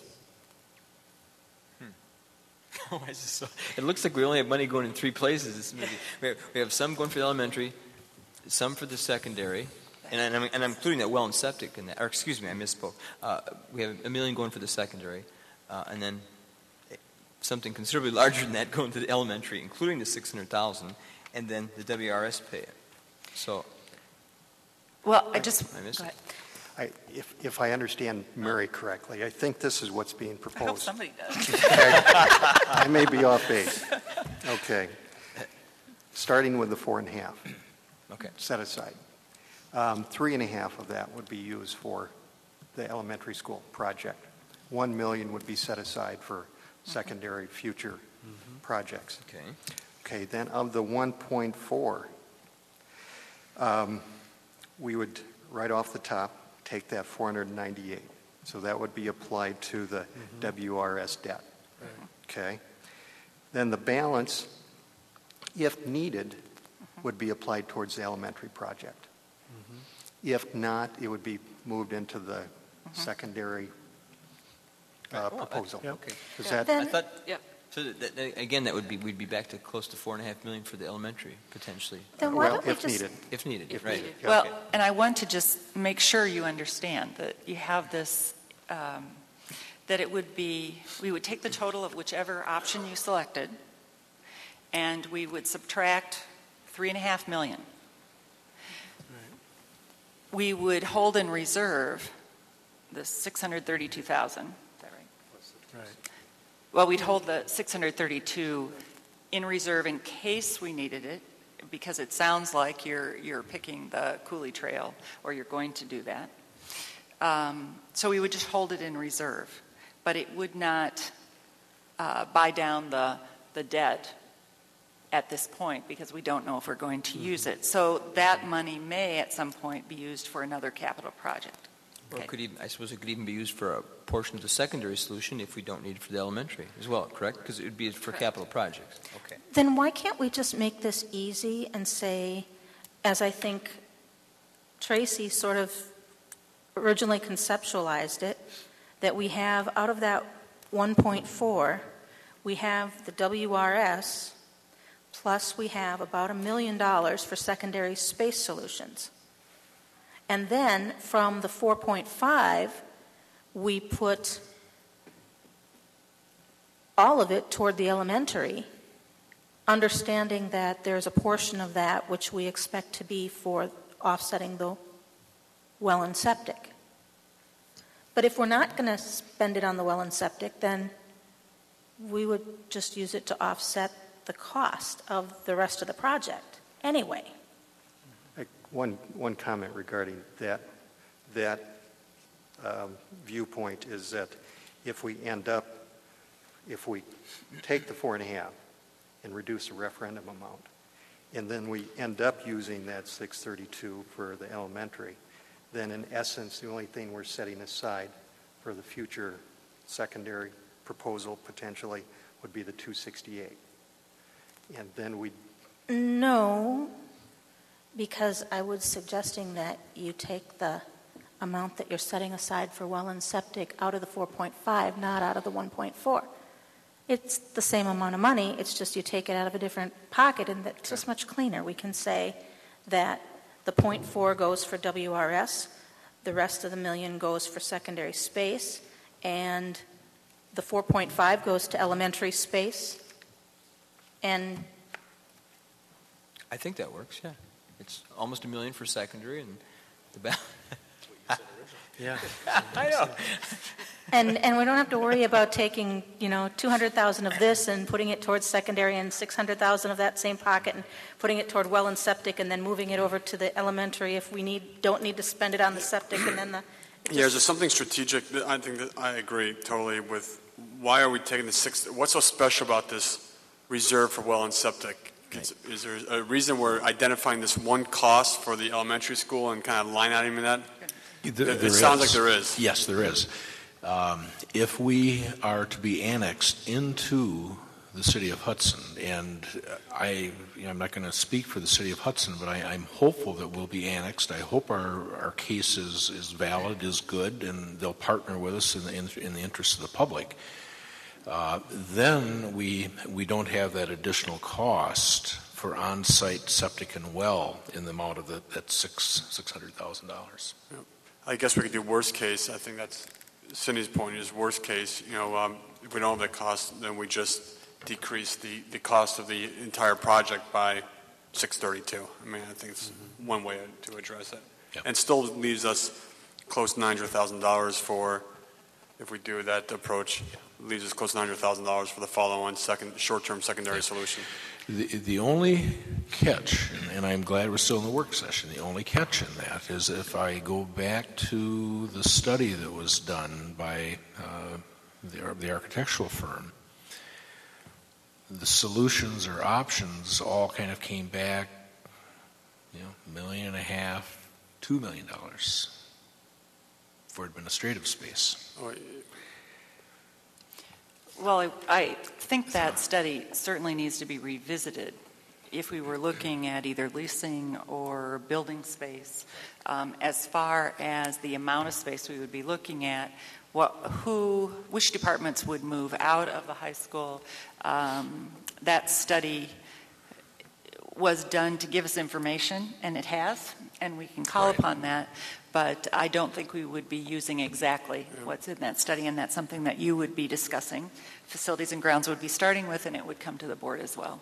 Okay. I have my thoughts on building versus leasing for the administrative space, but I'm not going to go into that because that's going to open up another conversation. We'll wait that for another time. I have some strong opinions on that, but I'm going to hold those.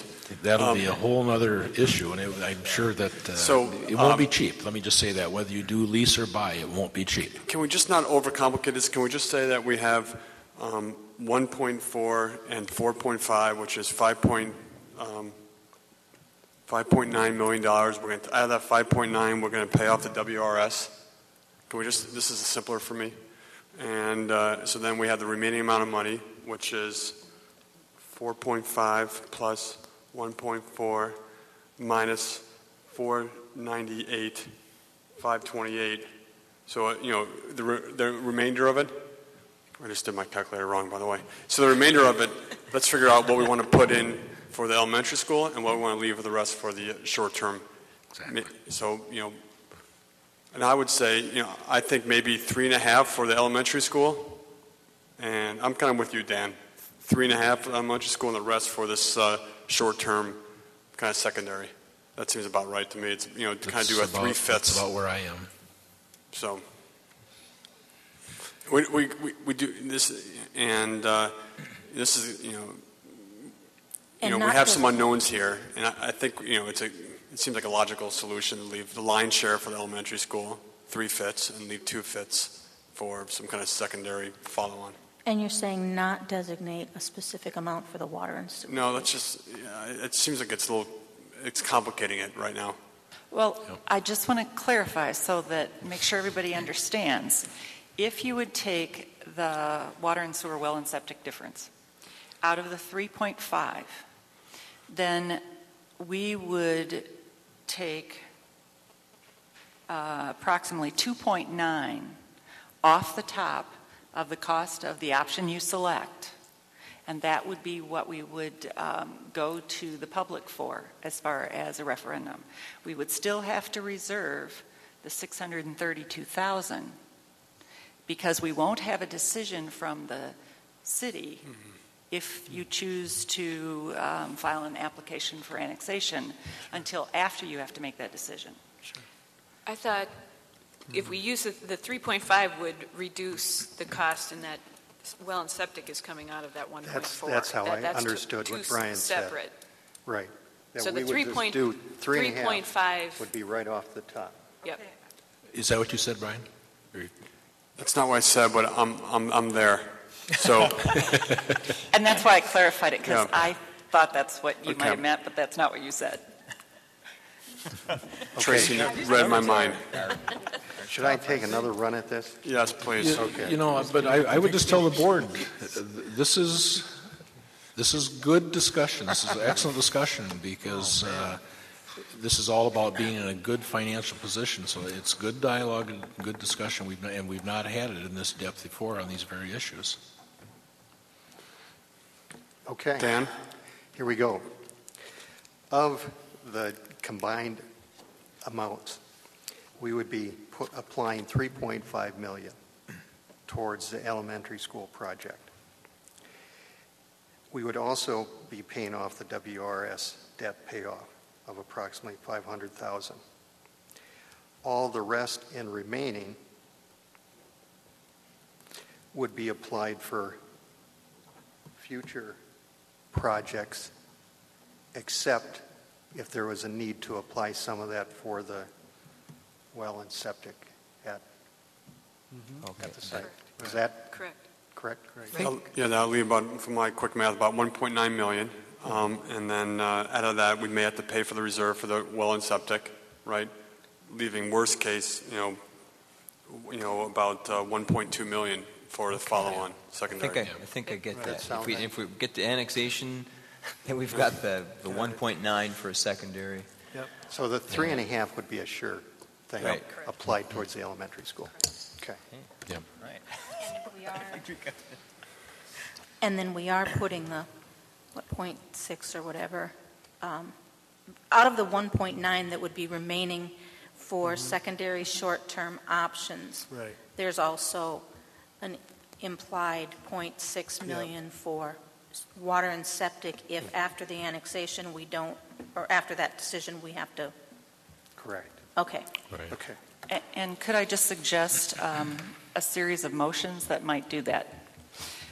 Please. And we'll see how this goes. Once we go Well, back, do we need Yes, to wait yes. until we go into, No, I think we can just say that here, and Okay. you have to take action about it. later. So we're still talking, okay? First of all, I think you could pay off the WRS debt, and I don't think it needs to be an amount, because I don't know if this is a exact amount or if it is an estimated amount, Tim. No, we'll have to run some new numbers. This would be pretty close, but So the motion would not give the amount, it would say to pay off the rest of the WRS debt, knowing that we have some money budgeted as well for that. So it'd be if the you remainder, said the remaining difference. balance, Okay. So that would be one motion. The second motion would be to reserve $3.5 million for the elementary school of the fund balance that's designated for capital projects, and then to designate the remaining positive fund balance, 2005, 2006 positive fund balance for capital projects. I do not believe that you need to set aside the $632,000. We would come back to you at that point and say that we need to make up the difference. You would have the money to make up the difference. And as the Facilities and Grounds Committee looks at secondary short-term solutions, they'll keep that in mind, I'm assuming.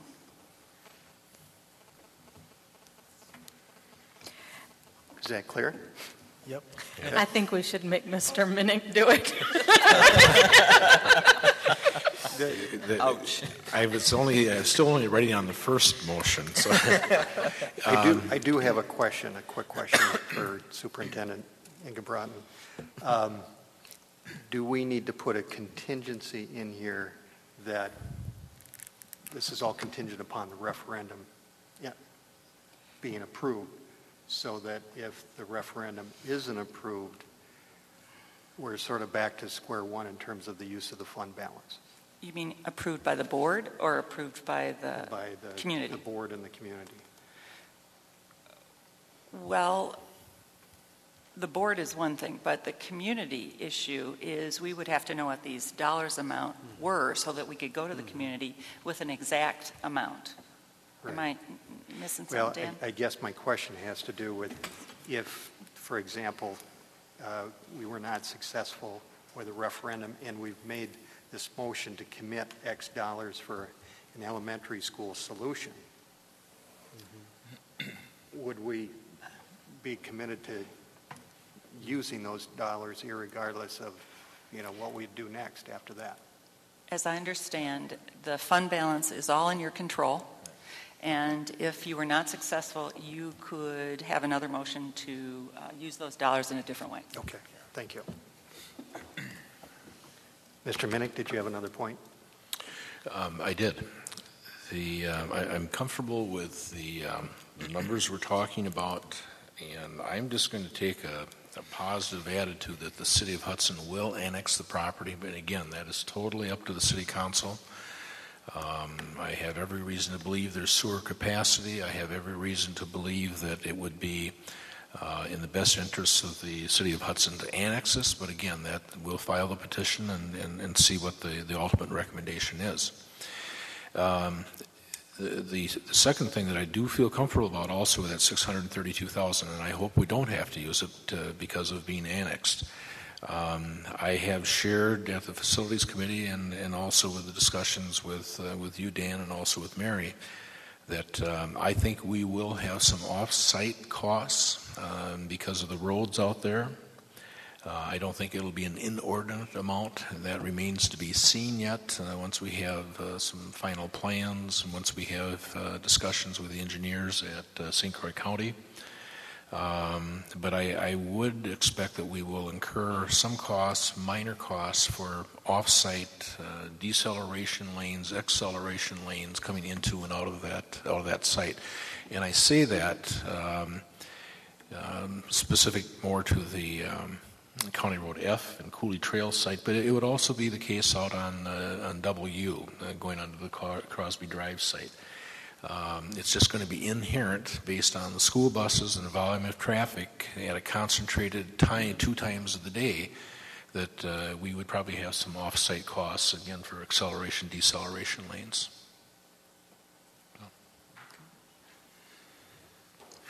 Good point. Any final comments? If not, we'll move out of the work session and we'll move into our regular meeting agenda. Does that require a motion? Why don't we, should we, just to be safe, make a motion to We'll make a reinstate? Motion to go back into open. Okay, I'll make a motion to the effect of going back into our regular session, coming out of the work session, and reinstating Robert's Rules of Order. We have a motion by Mr. Minnick. Do we have a second? Second. We have a second by Ms. Crimmins. Any discussion? If not, all those in favor say aye. Aye. Those opposed, motion is approved. Therefore, we move into topics for action.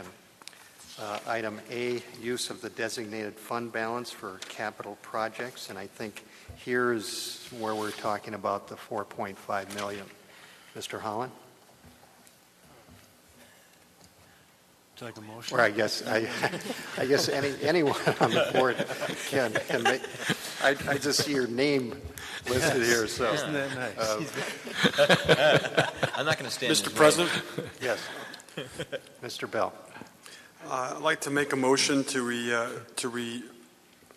out of the reserve $3.5 million from the designated capital projects fund balance of $4.5 million for the elementary school referendum. I'll second that. Okay, we have a motion by Mr. Bell, a second by Mr. Kaisershot. Is there any discussion? Is that a correct reading of the motion? Well, I would just suggest maybe that we put for a future elementary school referendum, because you have not, at this point, approved a referendum. Okay. Mr. Bell, are you okay with that Yeah. change? Yes. Okay. Okay. Does everyone understand the motion? Mm-hmm. And we have a second? I have a second. Okay. Yeah. Any other discussion? If not, all those in favor say aye. Aye. Those opposed? Pardon? Mr. Motion is approved unanimously. Topics for action B, use of the 2005-06 positive fund balance.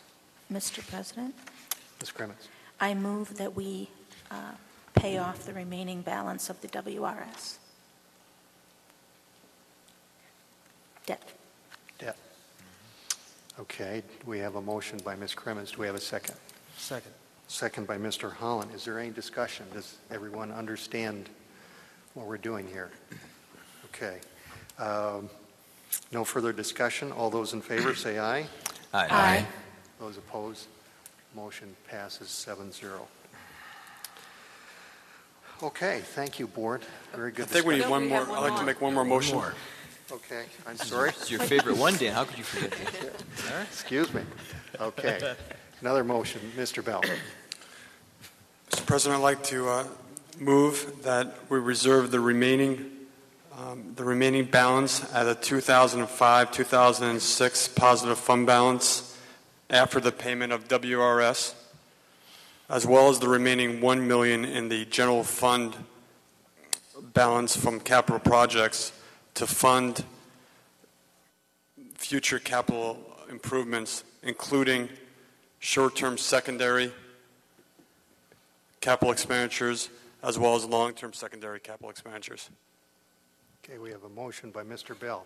We have a Second. Second by Mr. Minnick. Any discussion?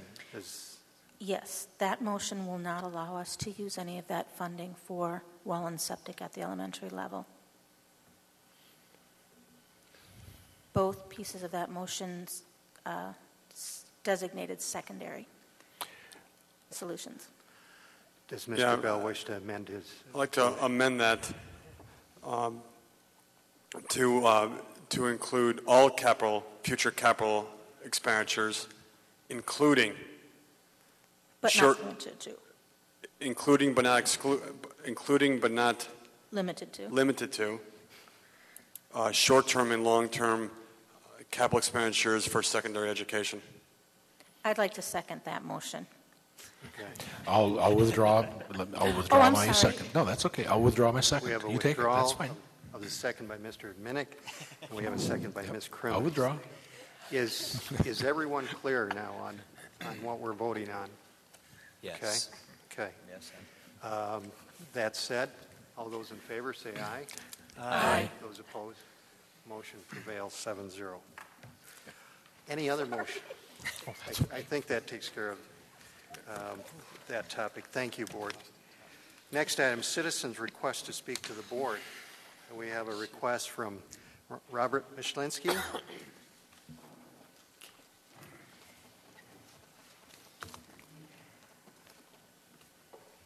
State your name and address, please. Hi, I'm Robert McClensky at 1301 Freer Street in Hudson. 2 weeks ago today, the South Washington County School District passed a comprehensive $159 million referendum to deal with the 2% per year growth they see coming in their district until 2015. The plan involves a new high school, improvements and additions to a junior high, to an elementary school, and to their other two high schools. Prior to the vote, that district conducted a survey of its residents. Do you know that only 17% of the polled residents said the level of tax increase necessary for this referendum was acceptable? Just think of that. Just 17% said they were willing to pay for that whole package. In fact, 30% said they were against even a single penny increase in their taxes. Those are pretty bleak numbers in that poll. The South Washington County School Board could have used that poll as an excuse to be very timid about its needs. It could have scaled their plan back, doled it out piecemeal. Maybe this year it could have gone for a $15 million addition, next year another small addition, another one the year after that. But no, that's not what they did. That board decided to be bold. The board created a comprehensive master plan and did a fine job of presenting it to the public, and lo and behold, the referendum passed with a yes vote of 60%. And by doing everything at once, they saved their taxpayers a lot of money in the long run. Across the river lies the Hudson School District, which appears to be having about 6% growth this year, following 3% growth last year. Each and every building in the school district is past capacity today. If ever a school district was in need of a bold, comprehensive solution to its space needs, it's the Hudson School District. 2 years ago, a group of citizens gave it a shot. They came up with a good plan, but now that plan is forgotten ancient history. It's so covered in dust, I must be the last person standing in Hudson who even makes reference to it. Hudson also did a citizen poll. Not surprisingly, it showed that most people, just like those people over in Woodbury, don't really want their taxes to go up very much to pay for school buildings. And based on that poll, the Hudson Comprehensive Master Plan was shelved. And now today, we're getting the timid, poll-driven, piecemeal approach to solving this enormous problem. And you know, it's the high school students and the high school teachers here in Hudson who are suffering because of this. At the annual school board meeting, the superintendent stated that the district supports student learning and student success. She said that the district is raising its expectations because we want to be a high-performing district compared to other districts. But based on what I have witnessed over the last 3 years regarding the lack of response to the full K-12 facilities crisis, I think the school board needs to consider whether those statements made by the superintendent are accurate. Is this district truly supporting student success? Is it really raising the bar? Or instead, is it just digging itself into a big hole? Thank you. Thank you. Any comments, questions? Okay. Bob, thanks for your comments. We certainly congratulate South Washington County School District and their success with their referendums. It will help them move to the future and provide space for learning in their county. When we look at our district, there are two ways of addressing space for learning. There is the master plan that Washington County chose, and there is a plan that is a phased-in approach. And this board has selected a phased-in approach listening to the community. And I think that's an important thing for us to listen to the community. There was a survey done of the community, and one of the conclusions of that survey was that this community did not want to support that master plan at once.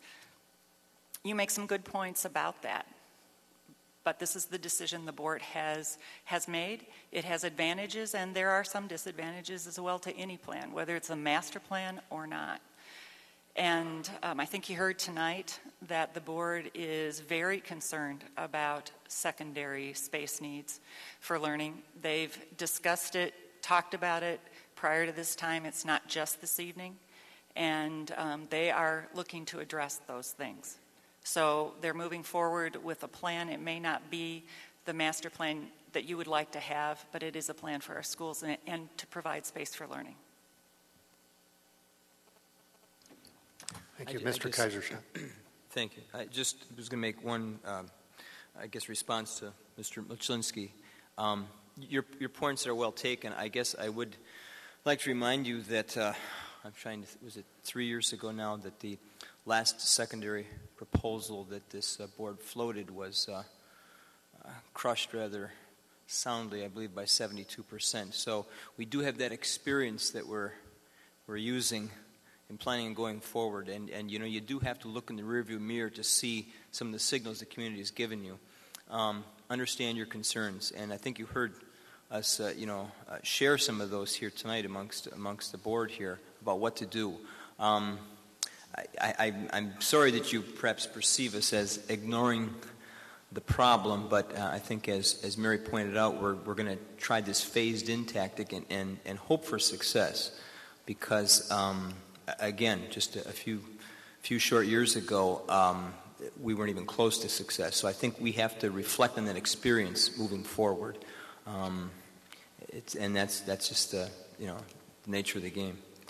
But I'd like to add to that, because I want to make sure that it's clear that it isn't the secondary option that we're timid about. It's the issue that we learned from that referendum, which is that we really do need to engage the community in these discussions and to hear from the community about what it is that they want and what it is that they need. And so it isn't that we've backed away from secondary options because that building referendum was defeated. It's that we've moved forward and progressively in a systematic approach to interacting with the community and reflecting their concerns and more of their input. And so when we looked in the rearview mirror at that referendum failure, what we saw and what we responded to was the need for better communication. And so if it takes us a different approach than one that worked well somewhere else, it's because we've received the message loud and clear that the thing that works in Hudson is better communication and a thoughtful process that engages people in discussion about that. Did I? Well said, Ms. Crimmins. Thank you. Any other comments from board members? If not, we'll move on to item 9, adjourning to closed session pursuant to Wisconsin statutes 19.85 paren 1 paren C, considering employment data of a teacher, and E, for the purpose of negotiations of labor contracts. So I'll entertain a motion to go into closed session. Go ahead. So moved. Mr. Kaiserschott makes the motion. I'll second. Second by Tracy Abishaleen. Any discussion? If not, we'll have a roll call vote, starting with Mr. Holland. Holland, yes. Yay? Nay? Aye. Aye. Kaiserschott, aye. Menink, aye. Chernohoy, aye. Crimmins, aye. Habishaleen, aye. Bell, aye. Okay. Motion prevails. We'll then reconvene to open session after the closed session. Thank you.